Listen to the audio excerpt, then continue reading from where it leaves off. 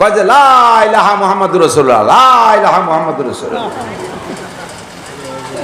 3 দিন মস্ক করার পরে আজকে ঈশার পরে সবক নিছি যে চাচারা আজকে শুনেন, আমরা তো ভোরে চলে যাব, কমপক্ষে কলেমাটা পড়ায় মুসলমান বানাইতে দেই। আজও রাত্রি কয় লা ইলাহা মুহাম্মাদুর রাসূলুল্লাহ। তা আমি বললাম যে চাচা এই বুড়ো হয়ে গেলেন, মরার সময় হয়ে গেল, কলেমাটা শুদ্ধ করে পড়ে যদি মরতে পারেন তাহলে জান্নাতি, তাও বললেন না। কয় আমি অশুদ্ধর কি এসেছি, কয় যে কলেমা তো হয় না, কয় সব জায়গার কলেমা একরকম নাকি? এই যে কয় সব জায়গার কলেমা একরকম, তোমাকে নলালির কলেমা ইল্লাল্লাহ আছে, ইপার নাই। লা ইলাহা মুহাম্মাদুর রাসূলুল্লাহ, জোরে কন্না নাউজুবিল্লাহ, লা হাওলা ওয়ালা কুওয়াতা ইল্লা বিল্লাহ। কলেমার দুইটা অংশ, কয়টা? লা ইলাহা ইল্লাল্লাহ আর এক অংশ মুহাম্মাদুর রাসূলুল্লাহ। ঠিক আছে তো? লা ইলাহা ইল্লাল্লাহ মুহাম্মাদুর রাসূলুল্লাহ। যদি কেউ লা ইলাহা ইল্লাল্লাহকে বিশ্বাস করে, মুহাম্মাদুর রাসূলুল্লাহকে বিশ্বাস না করে, বিনা হিসাবে জাহান্নামী।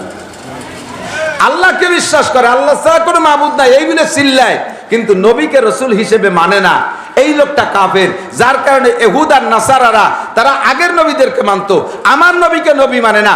ইহুদ নাসারারা কিন্তু আল্লাহকে মানে, আল্লাহকে মানে, আল্লাহকে মানে, কিন্তু আমার নবী মানে না, এই জন্য তারা কাফের, জাহান্নামী। আবার কোন ব্যক্তি যদি আশেকে রসুল হয়, কলেমা লা ইলাহা ইল্লাল্লাহর ভক্ত না, শুধু মুহাম্মাদুর রাসূলুল্লাহ, মুহাম্মাদুর রাসূলুল্লাহ, মক্কায় যাবে না, মদিনার গজল গায়, মক্কায় যাবে না, মদিনার গজল গায়, খালি মদিনার পাগল, মক্কার পাগল না, তুমিও পাক্কা মুসলমান না, তুমিও অর্ধেক নষ্ট করে ফেলাইছো। উদাহরণস্বরূপ বোঝেন, আপনি আমের বিচি লাগাবেন, আমের বীজ লাগাইয়ে সারা বানায় না, বিচি লাগাবেন। তা আমের বিচির ভিতরে 2 পাট আছে না নাই? আছে না? 2 বিঘে জমিতে আপনি ল্যাংলা আমের বীজ লাগাবেন বলে জীবননগর থেকে কৃষি অফিসারের কাছ থেকে শুনে যে 2 বিঘায় 100 বীজ লাগালি হয়। তা আপনি 2 বিঘের জন্য 100 বীজ নিয়ে আইছেন, 100 আমের আটি নিয়ে আইছেন, আনার পরে পাশে আর 2 বিঘে জমি পাইয়ে গেছেন। এখন বীজ আর আনার কায়দা নাই, বীজ আপনার 100, জমি পেয়ে গেছেন 4 বিঘে, আর নিয়মতান্ত্রিক ভালো ফলনের জন্য 100 বীজ 2 বিঘায় লাগাতে হয়, আর 4 বিঘায় লাগালি হবে, কিন্তু জায়গা নষ্ট হয়ে যাবে। এখন আপনি চিন্তা করলেন যেহেতু দূরত্ব বলছে 15 ফিট দূরে লাগাতে হবে, সেই হিসেবে তো এই 100 বীজ যে 4 বিঘায় লাগাতে গেলি 100 বীজই হয় না, বীজ লাগে 200। যাক আমের আটি তো 2 ভাগ ফাড়িয়ে অর্ধেক করে 20 ফুট পরে লাগাই দিয়েছেন, সারা হবে না? আম তো হবেই, 3 বছর দেরি হবে না, এবারই ধরবে, হবে। এই আম গাছের থেকে চারা বেরোনোর জন্য আমের 2 পাটের গোড়ায় দেখবেন মুখ আছে, ওখানে ছোট্ট একটা শ্বাস আছে, আস্ত বীজ যদি লাগান তাহলে কিছুদিন পরে সেই শ্বাসটা বের হয়। সেম কোয়ালিটি লা ইলাহা ইল্লাল্লাহ মুহাম্মাদুর রাসূলুল্লাহ, 2টা অংশ মিলে একটা ঈমানের বীজ। কালিমাতুন তাইয়্যিবাতুন কাশাজারাতিন তাইয়্যিবাতিন আসলুহা সাবিতু ওয়া ফারুহা বিসসামা। কালিমা তাইয়্যিবা ভালো জাতের একটা গাছের মতো, ভালো জাতের একটা গাছ যেমন মাটিতে থাকে, তার ডালপালা আকাশে উঠে যায়, ফলে ফুলে ভরে যায়, ঈমানের সারা ভালো জাতের একটা গাছের মতো, ওর শিকড় থাকবে তোমার সিনার ভিতরে, ওয়া ফারুহা বিসসামা, তার শাখা প্রশাখা উঠে যাবে আরশে আজিমে।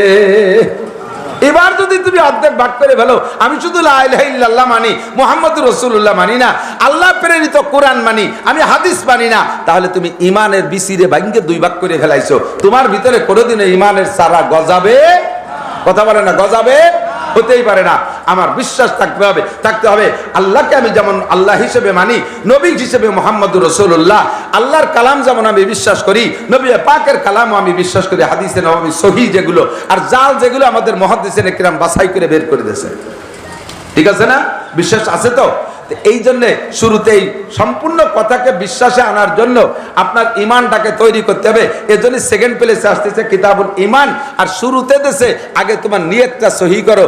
ও মহিলা, তুমি কি বুখারী শরীফের ক্লাস করিয়া মাওলানা হলি বিয়ে হয় তাড়াতাড়ি এই নিয়তে কি হাদিস পড়তেছো নাকি? নিয়ত ঠিক করে দিচ্ছি মহিলাকে, যেহেতু মহিলাকে ক্লাস সবাই একটু নিয়ত ঠিক করে দিতে হবে না? তুমি মাওলানা হলে বিয়ে হয় তাড়াতাড়ি, সেই জন্য মাদ্রাসায় বুঝিয়ে মাওলানা আসছো, তাহলে তোমার বিয়ে হবে, তোমার থেকে প্রোটেকশন হবে, ছেলে মেয়ে হবে, যাকে তা ঠিক আছে, কিন্তু এর থেকে যে ফায়দা হাসিল করার দরকার ছিল, এর থেকে যে বেনিফিট পাওয়ার দরকার ছিল পুরস্কৃত হতে, ওইটি হতে পারবে না। তোমার নিয়ত থাকবে আমি হাদিসে নববী শিখবো, পড়বো, আমার আমার থেকে যে নসল পয়দা হবে, আমার বাচ্চাদেরকে আমি পড়াবো, আমি একটা পরিবারের আলেমা হব, ওই বাড়ির ভিতরে বেনামাজি যারা আছে, হাদিস কোরআন যারা জানে না, তাদেরকে আমি শিক্ষা দেব। আমার মহল্লায় যে সকল মেয়েরা মূর্খ থাকবে, তাদেরকে ডেকে ডেকে আমি হাদিস পড়াবো, দিন শিখাবো। দাওয়াতুন নবী, দাওয়াত ইলাল্লাহ, দাওয়াতে দিন ইলাল্লাহ, আল্লাহর দিনের দিকে মানুষকে দাওয়াতের জন্য আমার এলেম লাগবে, সেই এলেম শিখার জন্য হাদিস পড়ছি। বাকি এই এলেমটা এমনই জিনিস যে আল্লাহর রহমতে, উদাহরণস্বরূপ বলা যায় যে আপনার বাড়ি মসজিদের থেকে উত্তর দিক, আপনি মসজিদের থেকে উত্তর দিক বাড়ি বানাইছেন, দোতলা বাড়ি, এদিকে আপনি জানলা না রাখলেও চলে, পূর্ব দিকে জানলা রাখলে, দক্ষিণ দিকে একটা জানালা কাটছেন, কি জন্য? এই জানালা দিয়ে আমি আজানের আওয়াজ শুনবো। কি শুনবেন? আজানের আওয়াজ শুনে আমি সময় মতো মসজিদে যাব। তো এই আজানের আওয়াজ শোনার জন্য যে জানলাটা খোলা রাখলেন, ও জানলা দিয়ে তো খালি আজানই যায়, বাতাস তো যায় না। কথা কয় না, বাতাস যায়। এই বাতাসের উদ্দেশ্যে জানলা কাটেন নাই, বাতাস জীবন ভরেই খাবেন, কিন্তু নিয়ত রয়েছে আপনার আজান শোনা। তো আজান শোনার ওসিলায় উদ্দেশ্যে জালনা কেটেছেন, তাদের সারা জীবন বাতাস খাবেন। এই জালনাটা বানাইতে যে পয়সা খরচ হয়েছে, এটা আজানের নামেই অক্ষ হয়ে গেছে। আপনি মরার পরেও কিয়ামত পর্যন্ত ওই জালনা দিয়ে আজানের শব্দ যাবে, আর তার নেকি আপনি পাইতে থাকবেন। আমি বুখারী শরীফ পড়ছি, আমি মাওলানা হয়েছি, আমি ওয়াজ করি, আমার ওয়াজের ভিতরে আমার যদি এমন টার্গেট থাকে, নিয়তটাকে ঠিক করার জন্য বলছে, আমি বলতেছি, অন্য কোনো বক্তাকে, আমি ওয়াজের পরে আমি কান খাড়া রাখি, দেখি আজকে ওয়াজের প্রতিক্রিয়া কি আসে। যদি কান খাড়া রাখি, প্রশংসা না বদনাম আসে। যাওয়ার সময় ফাটাফাটি ওয়াজ হয়েছে, মাগরিবের পরে এই যে কি বয়ান, এ তো শুনিনি কোনোদিন, শুনি আমি খুশিতে একটু ভুলি। কাছে যে দুইজন কয় যে হুজুর এত অস্ত আপনি কয়, আজকের মতো তো শুনি নেই। তাতে এরপরে আমি বলি কি, তাই তো আমি সে কিতাব দেখতে সময় পাইনি, যদি দেখি আসতাম দেখাই ছাড়িয়ে দিতাম। এই যে ওয়াজ করছি এতক্ষণ পর্যন্ত সবাই প্রশংসা পাওয়ার লোভে, সবাই প্রশংসা পাওয়ার লোভে। আর যদি শুনি যে কি কয়ে গেল, কি এলো, তাড়াতাড়ি কোনায় দিয়ে কয়ে তাড়াতাড়ি গাড়ি কো শহরে হেনতে, শহর ভালো শোনা যাচ্ছে না। একজনকে কয় যে তোরে তো আজকে বাড়ি ভালো দেখা যাচ্ছে, কয় তাই 3 দিন নাই নিয়ে, তোর চেহারা তো ভালো দেখা যাচ্ছে, তাই 3 দিন নাই নিয়ে।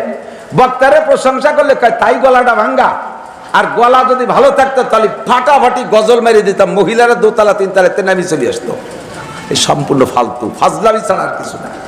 তোমার বয়ানের দ্বারা ইহুদা বিহা ওয়া হুয়া লা ইয়াহতাদি, তোমার বয়ানের দ্বারা মানুষের হিদায়াত পাবে, তুমি হিদায়াত পাবা না, তুমি কিচ্ছুই বেনিফিট পাবা না। আগে নিয়তটাকে সহি করেন। নামাজ পড়ি কার জন্য? একটু কন না। রমজানে রোজা রাখছি কার জন্য? হজ করব কার জন্য? যাকাত দেব কার জন্য? টুপি দাড়ি পাগড়ি ফরজ ওয়াজিব সুন্নাত কার জন্য? কোরআন হাদিস পড়বো কার জন্য? মাদ্রাসা মসজিদ করব কার জন্য? দান খয়রাত করব কার জন্য? যতবার আল্লাহ বলবেন 4000 করে নেকি পাবেন। এই সবগুলো করব কার জন্য? আল্লাহর জন্য করব। আমি আল্লাহর জন্য করব, আল্লাহ সব আমার জন্য করে দেবেন, ঠিক কি না? এজন্য বলা ইন্নামাল আমালু বিন্নিয়াত। নবী আলাইহিস সালাতু ওয়াসালাম মক্কা থেকে মদিনায় হিজরতে গেছেন, হিজরত করে গেছেন। ওই সময় সাহাবায়ে কিরাম যারা আশিকে রাসূল, আশিকে ইলাহি, নবী পাকের কেউ আগেই চলে গেছে, পূর্বাভাস পেয়ে আগেই হিজরত করে চলে গেছেন। আবার হযরত ওমরও আগে চলে গেছে, হযরত ওমরও আগে হিজরত করে চলে গেছে, হযরত উসমানও আগে চলে গেছে। আলী আর আবু বকর রয়ে গেছিলেন। আলী গেছেন হুজুরের আরো কয়েকদিন পরে, একদিন পরে, আর হযরত আবু বকর তো সাথেই গেছেন। এই সময় বহুত সাহাবা হিজরত করে চলে গেছে, সব গেছে আল্লাহর মহব্বতে, নবী পাকের মহব্বতে, ঠিক না? ইতিমধ্যে একজন হিজরত করে গেছে, সে গেছে মক্কায় থাকতি এক মুসলমান মহিলা, সেও হিজরত করে মদিনায় চলে গেছে। এ মহিলা আশিকে ইলাহি, আশিকে রাসূল, কিন্তু ওই মহিলার প্রেমে পড়ছে এক যুবক, এক পুরুষ। সেই পুরুষ আশিকে ইলাহি না, আশিকে রাসূল না, এলাকায় ছিল, তালে তালে ছিল। কিন্তু নবী যখন হিজরত করে মহিলাও চলে গেছে, তখন এই লোকটা হিজরত করে গেছে মহিলা ওই মদিনায়, ওই মহিলার প্রেমে পড়িয়া। তখন এই কথাটা আসছে যে তুমি হিজরত করছো কেন? কয় যে হুজুর আমি এর ভালোবাসতাম, মদিনায় থাকতি, তো চলে আইসে, বসে থাকতি তো একটু দেয়া সাক্ষী তত এখন আসে না, কি আর বা থাকতে পারি, নেশে চলে আইসি। তাহলে এই লোকটাও হিজরত করছে, আর আবু বকরও হিজরত করছে। 2 হিজরত কি এক দরে বিক্রি হবে? কথা কয় না কেন? আবু বকর, ওমর, উসমান, আলী সাহাবায়ে কিরাম হিজরত করছে আশিকে ইলাহি, আশিকে রাসূল, আর উনি হিজরত করছে আশিকে মহিলা হইয়া। তাহলে একই হিজরত হয়ে গেছে, উদ্দেশ্য ভিন্ন, উদ্দেশ্য ভিন্ন। এই কথাটাই হাদিসের মধ্যে আছে, ফামান কানাত হিজরতু ইলা দুনিয়া ইলাল্লাহ ইলাল্লাহি ওয়া রাসূলি, যার হিজরত হবে আল্লাহ আল্লাহর রাসূলের জন্য, তাহলে তার হিজরত আল্লাহ আল্লাহর রাসূলই হিজরতের প্রতিদান দিতে বাধ্য। ওমান কানাত হিজরতু ইলা ইমরাতিন, যদি কোনো মানুষের হিজরত হয় কোনো মহিলাদের উদ্দেশ্যে, তাহলে মহিলারে পাবে, কিন্তু হিজরতের সব সে পাবে না। প্রত্যেকটা কাজ হবে আমার ইবাদত হবে কার জন্য? আল্লাহ পাক বলে ওয়ালা ইউশরিক বি ইবাদাতি রাব্বিহি আহাদা, কোন ইবাদত আল্লাহর ইবাদত করার ক্ষেত্রে আল্লাহর সাথে শরীক করবে না। আমার মা বোনরা মেয়েরা যারা পড়েছো বসছো ক্লাসে, তোমরা বড় খুশি থাকবা, শুকর আদায় করবা, নেক নিয়ত রাখবা। আল্লাহ যেন আমাকে বুখারী শরীফের ক্লাসে আসা যেহেতু তৌফিক দিয়েছে, শেষ পর্যন্ত পড়ারও জন্য আল্লাহ তৌফিক দান করে। এবং আমি পরবর্তী জিন্দেগিতে আমার শ্বশুরালয় যেখানেই হবে সেখানে গিয়ে আমি হাদিসে নববীর কি বলবো তালিম দেব, মানুষকে কিছু হাদিস শিক্ষা দেব, সহি কথাগুলো মা বোনরা শিক্ষা দিবেন। কিছু কিছু মাসালা আছে যে মাসালাগুলো আমরা ফিল্ডে বলতে পারি না, মেয়েলি কিছু গোপন মাসালা আছে না, আছে যারা বিবাহিত পুরুষ তাদের নিয়ে বলা যায়, কিন্তু কিছু অবিবাহিত যুবক আছে, ছোট পোলাপান আছে, যাদের সামনে এই শরমের মাসালাগুলো বলা যায় না। আর বললেও যতই বলি পুরুষদের কাছে, কিন্তু একান্ত কিছু গোপন আছে যেগুলো বলা যায় না, অথচ এই কথাগুলো মেয়েদের জানা জরুরি। মেয়েলি কিছু হাদিস আছে, মাসালা আছে, যেই কথাগুলো আমরা বক্তারা মাঠে বলতে পারি না। এই মাসালাগুলো মহিলারা শিখবে কার কাছ থেকে? এটা যদি তাদের সরাসরি কিতাব থেকে জানা না থাকে, তাহলে এই জায়গার আমলের ত্রুটি তাদের জীবনভরই হতে থাকে। এজন্য মেয়েদের ইলমে দ্বীন শিক্ষা করা, হুজুর বলেন তালাবুল ইলমি ফারিদাতুন আলা কুল্লি মুসলিমিন ওয়া মুসলিমাত, দ্বীনি ইলম শিক্ষা করা প্রত্যেকটা মুসলমান নরনারীর উপরে ফরজ। ফরজ এজন্য যে তার নিজের কমপক্ষে নিজের জিন্দেগিতে চলতে ইলমুল হাল নগদে আমার জীবন যাপন করতে যে ইলমগুলো লাগবে, পাক পবিত্রতার বিষয়, স্বামী স্ত্রী বৈবাহিক জীবনের বিষয়, জীবনযাপনের বিষয় ইত্যাদি ইত্যাদি, বাচ্চাদের দুধ খাওয়ানোর বিষয়, এই সমস্ত গোপন বিষয় তার নিজেরটা নিজে। তারপরে নামাজের পার্থক্য, সৃষ্টিগতভাবে আল্লাহ তাআলা নারী আর পুরুষকে দুই জাতি বানাইছে, খেয়াল করেন তো। মানুষ পুরুষ বানাইতো আল্লাহ যে যে ম্যাটেরিয়াল ব্যবহার করছে, নারীদেরকেও তাই দিয়ে বানাইছে না, কথা কয় না। পুরুষ বানাইছে 4 জিনিস দিয়ে, আগুন, পানি, মাটি, বাতাস, এই 4টে দিয়ে পুরুষ বানাইছে। মহিলাকে বানাইছে খালি আগুন, পানি, মাটি, বাতাস দেয় নিয়োগের মধ্যে, কথা কয় না, বোঝে নাই কথা। মহিলাকে বানাতে কি 4টে 3টে দিয়ে বানাইছে, একটা কম দেশে, আগুন, পানি, বাতাস, মাটি তো ওকে গায় নাই। তাহলে একই ম্যাটেরিয়াল যে পুরুষও বানাইছে নারীও বানাইছে, অথচ আর এক মায়ের পেটেই জন্ম, অথচ দেখেন বডি কোয়ালিটি 2 রকম। পুরুষরা সাবালিগ হলে তাদের আলামত ভিন্ন জায়গায় প্রকাশ পায়, মেয়েরা সাবালিগা হলে তাদের আলামত ভিন্ন জায়গায় প্রকাশ পায়, ঠিক কিনা? পুরুষের চুল রাখলে বড় হয়, ছেড়ে দিলে বড় হয়, মেয়েদেরও বড় হয়, কিন্তু পুরুষের দাড়ি হয়, মেয়েদের দাড়ি হয় 99%, বলকে 1,99,999 জনের দাড়ি হয় না। 2-1টা মহিলার 2-1টা হয়, ওটা সাজ না দেয়। এই যে পার্থক্যটা আল্লাহ তাআলা সৃষ্টিগতভাবে বডির মধ্যেই রেখেছেন। পুরুষের জীবনেও কোনোদিন মাসিক হয় না, মহিলাদের 55 বছর বয়স পর্যন্ত মাসে 3 দিন 5 দিন 7 দিন রক্তক্ষরণ হয়, মাসিক বলে। এইটা মহিলাদের হয়, এটা পুরুষের হয় না। পুরুষের সারা জীবন 30 রোজা রাখা সম্ভব যদি মারাত্মক রোগ ব্যাধি না হয়, আর মহিলারা 55 বছর বয়স পর্যন্ত রেগুলার যদি তাদের মাসিকটা ক্লিয়ার হয়, তাহলে রমজানের 30 রোজা তারা পুরোতে পারবে না, কোনো না কোনো জায়গায় সেই 3 দিন 5 দিনের একটা ধাক্কা মারবে। তাহলে পার্থক্য আছে না নাই? পুরুষেরও পর্দা ফরজ, নারীদেরও পর্দা ফরজ। তাই দুইয়ে পর্দা কি একরকম? নারীরা বাইরে বেরোতে গেলে বোরকা পরবে, তাহলে নারী পর্দা হবে না। তাহলে পুরুষের যত পর্দা ফরজ, তাহলে পুরুষরা বোরকা পরবে, এক হলো? তাহলে পুরুষেরও পর্দা ফরজ, কিন্তু সিস্টেম আলাদা, নারীদের পর্দা ফরজ, সিস্টেম আলাদা। তাই যদি হয় তাহলে নামাজের ভিতরে নারী আর পুরুষের ভিতরে পার্থক্য থাকা দরকার আছে না নাই? এবং এটা সম্ভব কিনা, এবং এটা উচিত কিনা? অবশ্যই উচিত। একটু খেয়াল করেন, সংক্ষেপে আমি কথা শেষ করে দেব, আমি বেশিক্ষণ থাকতে পারবো না। এদিক তাকান, ছানা বান্ধার ব্যাপারে, কানে উলো দেওয়ার ব্যাপারে, দাঁড়ানোর ব্যাপারে পার্থক্য আছে। নারীরা দাঁড়াবে, মানুষে যখন নামাজে যায়, কালেকশন হতে হবে, দাওরার কিতাব কইতেছি তো বেটা, আরে কার কথা কানার কাছে দিও না, ফানাইয়ে দোয়ানো যায়নি, কি যদি কি করছে টের পায় না, ও খালি চিন্তা আছে কারণ কিতাবের দরকার, কর্ণে দিবে না। তাহলে এদিক খেয়াল করেন, কি বলছি? নারীরা নামাজে দাঁড়ানোর সময় পা মিশাই দাঁড়াবে, এমনি সময় যা করুক আর না করুক, দেখবেন শয়তানে মানুষের নামাজে দাঁড়াইলে ওই সমাজে শয়তানে বেশি ধোঁকা দেয়। এখানে বসে আছেন, কেউ নাক মুখ চুল করছেন না, এখনই নামাজে দাঁড়ান, দেখবেন দাড়ির মধ্যে সুর হয়, নায়ের মধ্যে ভর ভরায়, কানের মধ্যে খড় খড়ায়, ফিটির উল্টো জায়গা খাইজু হয়। এই সব কামগুলো কেনা করে? শয়তানে করে। কতক্ষণ ঠিক না? এখন বসে আছেন আর জায়েজের সময় বসে থাকেন, অত পচা কথা মাথায় আসে না। নামাজে দাঁড়ান, দুনিয়ার যত পচা কথা, কোন মাইয়ের সাথে কথা কইছিলেন, কার সাথে জীবনে কি করছিলেন, তার সবটা কেমন, সব হচ্ছে নামাজের মধ্যে হাজির হয়। সত্যি না মিথ্যা? তো নামাজে দাঁড়াইলে নামাজির বিশেষ অঙ্গ নিয়ে শয়তানে খেলা করে। এই জন্যে যার বিশেষ অঙ্গ যেমন তার সতর্কতা তেমন। মেয়েরা এই জন্য পা মিশিয়ে দাঁড়াবে যাতে তাদের শরমগা নিয়ে শয়তানি করতে না পারে, এই জন্য মিশিয়ে দাঁড়াবে। পুরুষের সর্বনিম্ন 4 আঙ্গুল ফাঁকা, সর্বোচ্চ আধা হাত ফাঁকা করে দাঁড়াবে। 2 নম্বরে কানে উলো দেওয়ার সময় পুরুষের কানে হাত উঁচু করবে, যেহেতু পুরুষের উপরে কোনো ঝামেলা নাই, এই জন্য হাত উঁচু করে কানে উলো দেবে। মহিলাদের হাত বেশি উঁচু করলে তাদের বগল আর তাদের স্তন নিয়ে শয়তানে তামাশা করে, এই জন্য বুক চাপাই দিয়ে কোনো মতে কাঁধ পর্যন্ত হাত উঠবে, কানে উঠবে না।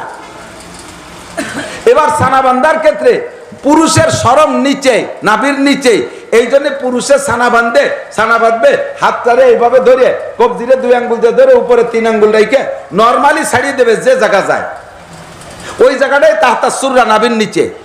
পুরুষের শরম নাভির নিচে বিদায় হাত দিয়ে নাভির নিচে ঠেকাই দিছি। আর মহিলাদের নাভির নিচের শরমকে পা চাপাই দিয়ে দাঁড়ায় ঠেকাইছে, আর বুকে শরম আছে বিদায় তারা সানা বানবে বুকি।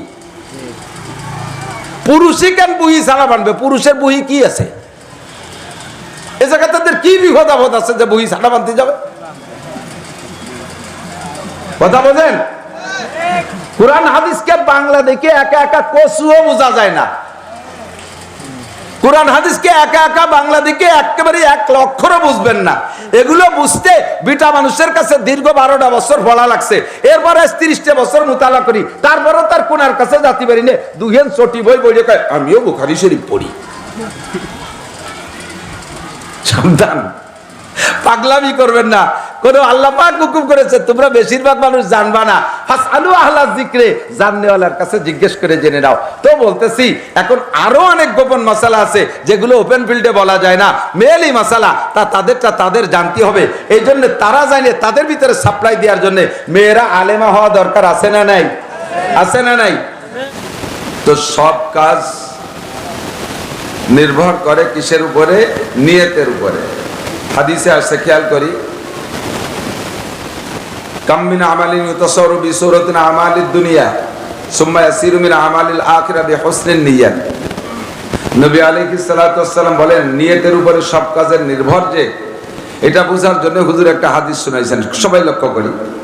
সেটা হলো, হুজুর বলেন অনেক কাজ দেখতে বাহ্যিকভাবে দুনিয়া, কাজটা সরাসরি দেখতে দুনিয়ার কাজের মধ্যে কোনো সন্দেহ নেই যে হুবহু এটা দুনিয়া, অথচ সুম্মা ইয়াসিরু মিন আমালিল আখিরা বিহুসনিন নিয়াত, এই কাজটার পিছনে ভালো নিয়ত থাকার কারণে দুনিয়ার কাজটাই আখিরাতের কাজে পরিণত হয়ে যায়। বলি সুবহানাল্লাহ। যেমন এদিক খেয়াল করেন, আইএ পাস করে, বিএ পাস করে, এমএ পাস করে, একে আখিরাত কামাই করার জন্য না দুনিয়া কামাই করার জন্য? একটু বলবেন না? কেউ কি বলতে পারবেন যে নবী আলাইহিস সালাম বলেছেন যে ব্যক্তি আইএ পাস করবে তার কবর আযাব মাপ, বিএ পাস করলে ডান হাতে হাসরের মাঠে আমলনামা পাবে, এই জন্য বিএ পাস করে? নবী আলাইহিস সালাম বলেছেন যে ব্যক্তি এমএ পাস করে ও ব্যক্তি বিদ্যুৎ গতিতে পুলসিরাত পার হয়ে যাবে, এ আশা এমএ পাস করে। যদি কোনো ব্যক্তি বিসিএস পাস করে ইয়াদখুলুল জান্নাতা বিগাইরি হিসাব, বিনা হিসাবে ভেস্তে যাবে, শুনেছেন কোনোদিন? এই যে ক্লাসগুলোর নাম বললাম, এই ক্লাসগুলো পাস করে কি জন্য? দুনিয়া কামাই করার জন্য। আইএ পাস করলে চাকরি পাওয়া যায়, বিএ পাস করলে চাকরি পাওয়া যায়, এমএ পাস করলে চাকরি পাওয়া যায়, বিসিএস পাস করলে সরকার চাকরি দিতে বাধ্য থাকে। আর এই শিক্ষা দিয়ে দুনিয়া কামাই করে খাবো, এই জন্যই আমরা শিক্ষাগুলো অর্জন করি। তাহলে এই জেনারেল লেখাপড়া এগুলো সম্পূর্ণ দুনিয়ার লেখাপড়া, কিন্তু এই কাজটা সম্পূর্ণ জেনারেল লেখাপড়া আপনার ইবাদতে পরিণত হবে, আখিরাতের কাজে পরিণত হবে যদি এর পিছনে আপনার নিয়ত ভালো থাকে। কি নিয়ত? যে আমি যদি ভালো জেনারেল শিক্ষিত হতে পারি, অবিরাম ইংলিশে কথা বলা শিখতে পারি, তাহলে আমি দাওয়াতের কাজ ইংল্যান্ডে যাব, যে দেশের মানুষে ইংরেজি বোঝে, আমি তাদের কাছে যাইয়া ইংরেজির মাধ্যমে ইংরেজি ভাষা দিয়ে কলেমার দাওয়াত দেব, এজন্য আমি ইংরেজি লেখাপড়া করতেছি। তাহলে আপনার এই নিয়তের কারণে সারা জীবনে জেনারেল পড়াশোনা করতে যত পয়সা খরচ করেছেন, পয়সাগুলো সদকার মধ্যে শামিল হয়ে যাবে। আর যত অক্ষর ইংরেজি, অঙ্ক, বাংলায় যা অক্ষর পড়েছেন প্রত্যেক হরফে হরফ আপনাকে আল্লাহ তাআলা নেকি দিয়ে দেবে। আপনি যদি নিয়ত করেন যে দেশে অফিসাররা সবই ঘুষখোর, কোনো জায়গায় নীতিবান অফিসার পাওয়া যায় না, যেখানে যাই সেখানে ঘুষ, ডিসি ঘুষ খায়, জজ ঘুষ খায়, ম্যাজিস্ট্রেট ঘুষ খায়, টিএনও ঘুষ খায়, আমি যদি কমপক্ষে ন্যূনতম একটু টিএনও হতে পারি, একটা থানা টিএনও অফিসের ভিতরে আমার জুনিয়র সহ আমাদের স্টাফটা আমি ঘুষ বন্ধ করে দেবো, ঘুষ খাবো না। আমি এজন্য বিসিএস পাস করতেছি যে ওখানে অফিসে তো বিসিএস চাওয়া হবে না, কাজে আমি বিসিএস অফিসার হতে পারলে আমার অফিস এবং অফিসের অধীনস্থ যারা আছে তাদেরকে আমি ঘুষ মুক্ত করব। তাহলে এই উদ্দেশ্য করে যদি আপনি লেখাপড়া করে সেখানে যে এটা বাস্তবায়ন করেন, চেষ্টা করেন, সারা জীবন ভরে যত জেনারেল পড়াশোনা করছেন তা ইবাদতে পরিণত হবে। আমি মাওলানা নাসির যদি কন্ট্যাক্ট করি যে একটা পুলিশ লাইনে 500 পুলিশ আছে, এই 500 পুলিশকে আমি ওয়াজ করে নামাজি বানাবো, নামাজি বানাবোই, আমি এমন কন্ট্যাক্ট করলে এটা আমি এই কন্ট্যাক্টে সঠিক থাকতে পারবো না, আমি কন্ট্যাক্টে সফল হতে পারবো না। 500 পুলিশকে 100 বছরও যদি ওয়াজ করি তবুও তাদেরকে আমি নামাজি বানাইতে পারবো, শিওর হতে পারবো না। কিন্তু পুলিশের এসপি, যিনি লাইন এসপি থাকেন, উনি যদি ইচ্ছা করে তাহলে 500 পুলিশে নামাজি বানাইতে পারে। ফলিনি দাঁড় করে দিয়ে যদি বলেন আমার লাইনে চাকরি করতে হলে মুসলমান পুলিশ যারা আসে সকলকে বাধ্যতামূলক নামাজ পড়তেই হবে, নামাজ না পড়লে তাকে এই বিচারের সম্মুখীন হতে হবে, এমন যদি একটা ধমকি দিয়ে বয়ান করে দেয়, তাহলে আমার বিশ্বাস আমি 50 বছর ওয়াজ করে যা করতে না পারবো, এসপি সাহেব 1 মিনিটের বক্তব্যের মধ্যে তাই করতে পারবে। আপনি যদি এই নিয়ত করে এসপি হওয়ার জন্য বিসিএস পাস করেন যে আমি এমন একজন এসপি হব, তাহলে আপনার সারা জীবন ভরে জেনারেল পড়াশোনা করে যা যত অক্ষর এবং যত পয়সা খরচ করেছেন, যত অক্ষর পড়েছেন, প্রত্যেকটা হরফে হরফে পয়সায় পয়সা আপনি নেকি পেয়ে যাবেন। এমন করে হাজারো উদাহরণ আছে। যেমন আমাদের বর্তমান গোপালগঞ্জের ডিসি সাহেব, গোপালগঞ্জের জেলা ডিসি সাহেব, উনি প্রায় একটা মসজিদে যাইয়া ফজরের নামাজ পড়ে। ভাটিয়াপাড়া 2টে মসজিদ মাদ্রাসা আছে, ভাটিয়াপাড়া স্ট্যান্ডে 2 মাদ্রাসায় 2 দিন ফজরের নামাজ পড়ছে, আমার মাদ্রাসায় 1 দিন ফজরের নামাজ পড়ছে। তারপরে মকসেদপুর যাইয়া এই মহারাজপুর মাদ্রাসায় যে 1 দিন ফজরের নামাজ পড়ছে, ভবানীপুর যে ফজরের নামাজ পড়ছে, কোটালীপাড়া যে ফজরের নামাজ পড়ছে। যে লোকটা গোপালগঞ্জের নিজের ডিসির বাসা থেকে অত দূর যাইয়া ফজরের নামাজ পড়ে, আমার বিশ্বাস ওই লোকটা তাহাজ্জুদও কাজা করে নাই, ঠিক না? এভাবে প্রত্যেকটা মাদ্রাসার খবর নিচে যায়, পরিচয় দেয় না আমি ডিসি, গাড়িটাকে দূরে রেখে বাকি চুপ পায়ে হেঁটে গিয়ে নামাজ পড়ে এরপরে চলে আসে। কেউ চিনলে চেনে, কেউ না চিনলে না চেনে। তো আপনি যদি নিয়ত করেন যে আমি এমন একজন ডিসি হব, এই উদ্দেশ্যে যদি আপনি উচ্চশিক্ষায় শিক্ষিত হন, তাহলে সারা জিন্দেগি ভরে যত জেনারেল পড়াশোনা করেছেন সব ইবাদতে পরিণত হবে। পক্ষান্তরে আকাম মিন আমালিন ইউতাসাওয়ারু বিসূরাতিন আমালিল আখিরাহ সুম্মা ইয়াসিরু মিন আমালিদ দুনিয়া বিসুইন নিয়াত। আবার অনেক কাজ আছে যে কাজগুলো বাহ্যিকভাবে দেখতে দেখা যায় সম্পূর্ণ ধর্মের কাজ, এর ভিতরে কোনো ভেজাল নাই ধর্মের কাজের ভিতরে, অথচ ওই কাজটা থেকে আপনি একটা নেকিও পাবেন না, ওর পিছনে আপনার নিয়ত খারাপ থাকার কারণে। যেমন আপনি 1 কোটি টাকা 5 কোটি টাকা দিয়ে একটা মসজিদ বানাই দিয়েছেন, মসজিদ বানানোর শুরুতে বা শেষে আপনার প্ল্যান রয়েছে ওখানে আমাদের একটা নেম প্লেট লাগাই দেব, একটা নেম প্লেট, একটা সাইনবোর্ড দিয়ে দেব, যার গায়ে আমার নাম লেখা থাকবে, ডোনার হিসেবে থাকবে, সৌজন্য হিসেবে থাকবে, সাথে আমার আব্বার নামও থাকবে। কেন থাকবে? যে সারা জীবন ধরে মানুষের দেখবে যে অমকের বেটা অমক এই মসজিদ বানাই দিয়ে গেছে, ওই মসজিদে নামাজ পড়ে আর বেটারা জান্নাতে যাবে। কিন্তু 5 কোটি টাকা খরচ করে ওই 5 কোটি টাকা থেকে আপনি 1 পয়সা নাকি পাবেন না। আপনার উদ্দেশ্য ভালো না, উদ্দেশ্য হলো এশাদ, উদ্দেশ্য রিয়া, মানুষের কাছে প্রশংসা পাওয়ার উদ্দেশ্য, ইবাদত করেছেন আল্লাহর উদ্দেশ্যে নয়। কাজটা 1 নাম্বার কাজ, অথচ সে তার পিছনে নিয়ত খারাপ থাকার কারণে আপনার সব শেষ। আমি মাওলানা নাসির বয়ান করি, আমাদের বাংলাদেশে আরো উল্লেখযোগ্য অনেক বক্তারা আছে বয়ান করে, যারা মোটা মোটা টাকাও ইনকাম করে, 1 লাখ 2 লাখ 3 লাখ টাকা পায়। তাদের প্রোটোকল দেওয়া লাগে 200-300 পুলিশ দিয়ে, হেলিকপ্টারে তাদেরকে আনা লাগে। এরকম স্বনামধন্য বড়রা অনেক আছে। তো যদি মাদ্রাসায় পড়েন, আপনি মাদ্রাসায় পড়া তো ধর্মের কাজ, দিনী ইলম শিক্ষা করা, কওমি মাদ্রাসা, বেসরকারি মাদ্রাসা, সম্পূর্ণ আল্লাহর রাস্তায় পড়া, জাগতিক কোনো সার্টিফিকেট হয় না। তাহলে এমন একটা লেখাপড়া করার পিছনে পিছনে যদি নিয়ত রাখেন যে আমি যদি বড় আলেম হতে পারি, সুরকণ্ঠ যদি ভালো হয়, তাহলে আমিও আন্তর্জাতিক মানে খ্যাতি সম্পন্ন বক্তা হব, ডেলি 2-3 লাখ টাকা ইনকাম করব, হেলিকপ্টারে আসবো যাব, মানুষ আমাকে প্রোটোকল দেবে। আমি যদি বড় একজন বুড়ো হইয়া পীর হতে পারি, তাহলে জায়গায় বসে পীরদের ইনকাম করতে খুব সহজ, একেবারে বিনা চালানি ব্যবসা। মাঝে মাঝে বছরে 2টি হালখাতা করতে পারলি বলে তাতে মোটা টাকা বস্তা ভরে ইনকাম হয়। 2 সিজনে 2টি মাহফিল করতে পারি, সারা বছর ধুয়ে মুছে খাওয়া যায়। আমি বড় আলেম হতে পারলি, পীর হতে পারলি, এই কাম করে খাবো। তাহলে তুমি আলেমও হবা, পীরও হবা, বক্তাও হবা, তোমার বয়ান থেকে মানুষে ভক্ত হইয়া তারা বয়ান শুনে জান্নাতি হতে পারবে। কিন্তু তুমি এই যে এলেম শিখে যা করেছো, এতে তুমি কোনো ফায়দা পাবা না। তোমার উদ্দেশ্য ভালো না, তোমার উদ্দেশ্য দুনিয়া। নবী আলাইহিস সালাতু ওয়াস সালাম বলেন, মিনাশ সাআতি সাআ, কিয়ামতের আলামতের মধ্যে থেকে একটা হুজুর বলেন, ইজাতু কিজাল ফায়ুদা ওয়ালা ওয়ালা মানাতু মাগনামা ওয়াজ যাকাতু মাগরামা ওয়া তুউল্লিমা লিগাইরিদ দিন। দ্বীনি ইলম শিক্ষা করা হয়, উদ্দেশ্য ভালো না। তুউল্লিমা লিগাইরিদ দিন, দিন শিখছে কিন্তু দিনের জন্য দিন শেখে নাই। ইলমে দিন শিখছে দিনকে খেদমত করার জন্য না, এর দ্বারা উদ্দেশ্য হলো দুনিয়া কামাই করে খাওয়া। শিখছে কোরআন হাদিস, অথচ তার পিছনে উদ্দেশ্য ভালো না হওয়ার কারণে সারা জীবনের লেখাপড়া বিলকুল একেবারে জলাঞ্জলি যাবে, 1 পয়সারও কাজে আসবে না, তার আখেরাতে এটা তার সাপোর্ট দিবে না, তার উদ্দেশ্য ভালো না। এজন্য সর্বপ্রথম মানুষের নিয়তটাকে সঠিক করা উচিত। এজন্য ইমামে বুখারী রাহমাতুল্লাহ আলাইহি সামনে বিশাল এলেমের ভান্ডার সামনে রেখেছেন, তার সর্বপ্রথম হাদিসটা এনেছেন নিয়ত সংক্রান্ত, ইন্নামাল আমালু বিন নিয়াত। একটু সবাই পড়ি, ইন্নামাল আমালু বিন্নিয়াত। প্রত্যেকটা কাজ নির্ভর করে নিয়তের উপর। আমি কি বুঝাইতে পারছি? মেয়েরা মা বোন যারা আসেন পড়তে, সত্য কথা বলে দিয়ে যেতে হয়। আপনারা লেখাপড়া শিখবেন কি জন্য? সিদ্দিকা আয়েশা রাদিয়াল্লাহু তাআলা আনহা মাত্র 9 বছর নবী আলাইহিস সালামের ঘরে পেয়েছেন। কয় বছর?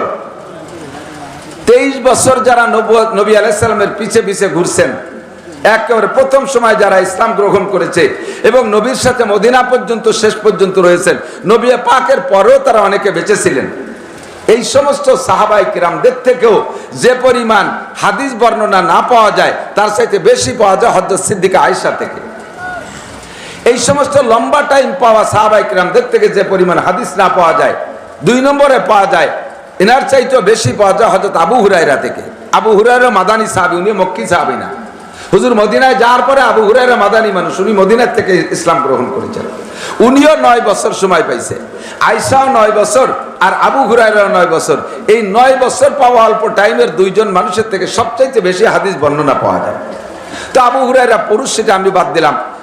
মহিলাদের ভিতরে সিদ্দিকা আয়েশা রাদিয়াল্লাহু তাআলা আনহা সবচাইতে বেশি হাদিস বর্ণনাকারীদের ভিতরে অন্যতম। তো উনি এত বড় আলেমা ছিলেন, যার থেকে পুরুষ সাহাবারা পর্যন্ত এলেম সংগ্রহ করতেন। আমাদের মাঝে একটা টাইম লম্বা গ্যাপ হয়ে গেছে। আগের বুজুর্গানে দিনদের মেয়ে ছেলেরা তারাও কোরআন হাদিসের বড় বড় আলেমা ছিলেন, তারা হাফেজা ছিলেন, আলেমা ছিলেন, বড়দের বহুত ইতিহাস আছে। মাঝে একটা টাইম ইংরেজরা এদেশে শাসন করে যাওয়ার পরে মাদ্রাসাগুলো বিলুপ্ত করে দেওয়ার কারণে এদেশ থেকে এলেম অনেকটা পিছিয়ে চলে গেছে, যার কারণে মাঝে একটা টাইম মা বোনদের শিক্ষার ব্যবস্থা বিলকুল ছিলই না বললে চলে। আলহামদুলিল্লাহ, উলামায়ে কিরামকে আল্লাহ তাআলা সুবুদ্ধি দিয়েছেন। আমিও একটা সময় মধ্যযুগের সাথে একমত ছিলাম, মহিলা মাদ্রাসার পক্ষে ছিলাম না। বিভিন্ন প্রকার ফিতনা ভয়ে মহিলা মাদ্রাসার পক্ষে ছিলাম না। কিন্তু পরে দেখলাম যে আমরা পুরুষরা, আমরা হানাফি মাযহাবের যারা আছি, আমরা যারা আছি হানাফি মাযহাবের, নারী আর পুরুষ যাই হোক, তা আমাদের শরীয়তের মাসালা যেটা, তার মধ্যে একটা মাসালা হলো, আপনি যদি জামাতে নামাজ পড়েন, মান কানা লাহু ফি সালাতি ইমামুন ফাকিরাতুল ইমামে লাহু কিরাতুন।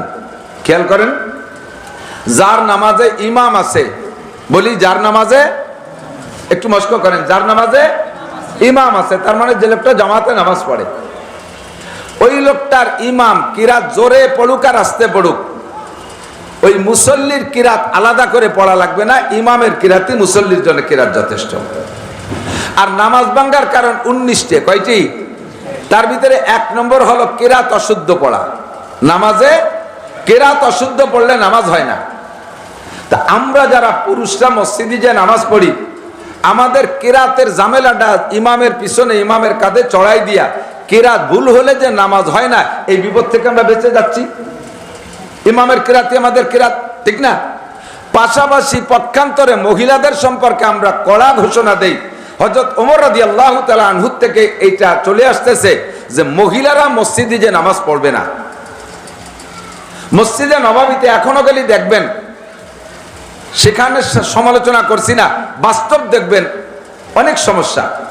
দূর দূর থেকে বিদেশ থেকে মহিলারা হজে যায়, মসজিদে নববীতে নামাজ পড়তে যায় মহিলারা, অনেকে বাচ্চা কাচ্চা নিয়ে যায়। আমি সচক্ষে দেখেছি মসজিদের ভিতরে মেয়েরা নামাজ পড়তেছে, বাচ্চারা পেশাব পায়খানা করে নষ্ট করে ফেলাইছে। হুজুরের রওজা যখন জিয়ারতের সুযোগ দেয়, পুরুষরা তো বেশিরভাগ টাইম, মহিলাদের জন্য 2টা টাইম আলাদা করে রাখছে। ওই সময় পুরুষদের গেট বন্ধ করে মহিলাদেরকে ছাড়ে। বাইরের থেকে শব্দ শোনা যায়, মহিলারা যখন রওজা জিয়ারতে যায় এমন হইগুল্লা চিল্লে পাল্লা করে, মনে হয় যেন ইরাকের যুদ্ধ লেগে গেছে। এই হইগুল্লা চিল্লে পাল্লা নোংরামি ইত্যাদি দেখা সিদ্দিকা আয়েশা তো ঘরের ভিতরে, মসজিদের মধ্যেই তার ঘর, সে যে হযরত ওমরের কাছে নালিশ করছে, খলিফাতুল মুসলিমিন নবী আলাইহিস সালাতু ওয়াস সালাম মহিলাদেরকে জামাতে নামাজ পড়ার অনুমতি দিয়ে গেছে ঠিক, কিন্তু আজকের এই অবস্থা যদি হুজুর দেখতেন, হুজুরের সময় এটা ছিল না, এখনের এই অবস্থা যদি হুজুর দেখতেন তাহলে অবশ্যই মহিলাদেরকে মসজিদে আসা নিষেধ করে দিতেন। এমনিতে হযরত ওমর রাদিয়াল্লাহু তাআলা আনহু নারীদেরকে এভাবে ওপেনে সব জায়গা যাওয়ার পক্ষে ছিলেন না। যখনই এই সুযোগ পাইছে যে আয়েশা নিজেই অভিযোগ করছে মহিলাদের বিপক্ষে, আর আয়েশাও মহিলা, কাজেই সুযোগরে কাজে লাগাই ফেলি, আর আমার এই সুযোগরে কাজে লাগানোর জন্য সার্টিফাই করে গেছেন মুহাম্মদুর রাসূলুল্লাহ সাল্লাল্লাহু আলাইহি সাল্লাম।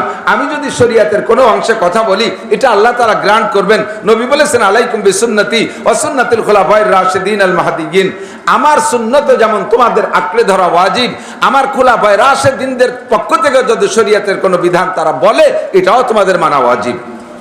হযরত ওমর রাদিয়াল্লাহু তাআলা এই পাওয়ার পেয়ে সুযোগটারে আর কাজে লাগাইতে দেরি করলেন না। উনি বললেন আজকে থেকে 2টা মসজিদ ব্যতীত, একমাত্র 2টা মসজিদ ব্যতীত, একটা হলো মসজিদে হারাম কাবার মসজিদ, আর একটা মসজিদে নববী, দুটোকে উনি ইস্তেসনা করলেন এজন্য যে সারা পৃথিবী থেকে তো মানুষ যাবে, হজ আর উমরায় যাবে, তারা এই 2 মসজিদে নামাজ পড়বে, এই জন্য 2টা মসজিদে উনি খোলা রাখলেন। বাকি বললেন বিশ্বের কোন মসজিদে মহিলারা নামাজ পড়তে যাবে না। কথা মনে রাখতে হবে আগের থেকে পর্যন্ত। তো হযরত ওমর যেহেতু মহিলাদেরকে মসজিদে যাইতে নিষেধ করলেন, তাহলে মসজিদে যাইয়া নামাজ পড়ে ইমামের পিছনে নামাজ পড়লে যে কিরাতের দায়ভার ইমামের কাঁধে চড়াই দিয়া আমরা ভুল কিরাতের বিপদ থেকে বাঁচার একটা পথ ছিল, এই পথটা শুধু পুরুষদের জন্য খোলা থাকলো, মহিলাদের পথটা বন্ধ হয়ে গেল না? বন্ধ হয়ে গেল। এবার কিরাত ভুল পড়লে নামাজ বাতিল হয় শুধু পুরুষের না, মহিলারাও কিরাত গলত পড়লে নামাজ বাতিল হয়ে যায়। এখন এই মহিলাদেরকে মসজিদ থেকে বের করে দিলাম, তারা ইমামের পিছনে নামাজ পড়ে কিরাতের এই বিপদ থেকে বাঁচার কোনো পথ তাদের থাকলো না। তাহলে মহিলাদের নামাজ শুদ্ধ করার কি উপায়? এই উপায়টা হলো মহিলাদেরও কোরআন শরীফ শুদ্ধ করে শিক্ষা করা ফরজ। পুরুষের তো ফরজই ফরজ, তো পুরুষের জন্য এতটুকু সুযোগ দেয়া গেছে যে ফরজ নামাজ যা ইমামের পিছনে পড়লে কিরাত পড়া লাগতেছে না, বাকি সুন্নত নফল অন্য নামাজ বা কখনো যদি জামাত না পান তখন তো আপনার ফরজ নামাজ আপনারই পড়া লাগবে, তখন তো কিরাত শুদ্ধ করা লাগবে। তো বেশিরভাগ টাইম আমরা ইচ্ছা করলে জামাতে নামাজ পড়ে ফরজ নামাজের দায়টা ইমামের কাছে চড়াই দিয়ে সারি আসতে পারি। ওদিকে মহিলাদেরকে মসজিদ থেকে বের করে দিলাম, তারা শুদ্ধ কিরাতে নামাজ পড়বে। এর উপায় কি? দেশে গ্রাম অঞ্চলে মসজিদে যে সকালে একটু মক্তব হয়, হ্যাঁ সবাহি মক্তব বলে, এই সবাহি মক্তব সকালে মক্তবে যতটুকু কোরআন শরীফ ইমাম সাহেবরা পড়ায় অতটুক সময়ের মাধ্যমে মেয়েদেরকে শুদ্ধ করে কোরআন শরীফ পড়া শেখানো আদৌ সম্ভব না, আদৌ সম্ভব না। 2000, 3000, 4000, 5000 টাকার ইমাম, 6 কেজি 8 কেজি মুষ্টি চাউলের ইমাম, সে সকালবেলায় 1 ঘন্টা সময় দেয়, এইটাই তো বেশি, তার অন্য ইনকামে দান্দা করা লাগবে। তো সকালবেলায় 1 ঘন্টা মক্তবে 60-70 জন মাইয়া ছেলেরে পড়াইলে কি পড়ানো যায়, কতটুকু সম্ভব? যার কারণে মেয়েরা ওখান থেকে শুদ্ধ করে কোরআন শরীফ পড়া শিখে আসতে পারে না, বিদায় তাদের সারা জীবন ধরে কোরআন শরীফ তেলাওয়াত অশুদ্ধ থাকে, আর অশুদ্ধ তেলাওয়াত দিয়ে নামাজ পড়লে নামাজ হয় না। আর নামাজ হয় না তর্জমা হলো নামাজ টোটাল না পড়লেও যেমন 1 ওয়াক্তের বিনিময়ে যে টাইম জাহান্নামে পড়বেন, নামাজকে অশুদ্ধ কিরাত দিয়ে পড়লেও সেই টাইমই জাহান্নামে পড়বেন, কারণ ওই নেই যেহেতু কিরাত গলত তো নামাজ বাতিল, নামাজ বাতিল মানে বাতিল, বাতিল মানে সে নামাজের যা পাওয়ার দরকার ছিল তা কিছুই হবে না। কাজেই তারপর থেকে আমরা ওলামায়ে কেরাম, হাজারো ওলামায়ে কেরাম আল্লাহর রহমতে এ ব্যাপারে একমত হয়েছে যে তাহলে মেয়েদের শুদ্ধ করে কোরআন শরীফ পড়া শেখানোর একমাত্র ব্যবস্থা কওমি মাদ্রাসা তৈরি করা। আমি দেখেছি আলহামদুলিল্লাহ, আমার মেয়েদেরকে আমিও পড়াইছি, আমার মেয়েকে পড়াইছি, এক মেয়ে হাফেজা হয়ে গেছে, আরেকটা পড়তেছে। এত সুন্দর, মেয়েদের জবান পরিষ্কার বেশি, কণ্ঠ চিকুন, তারা অতি তাড়াতাড়ি শুদ্ধ করে কোরআন শরীফ পড়া শিখতে পারে, শুদ্ধ করে।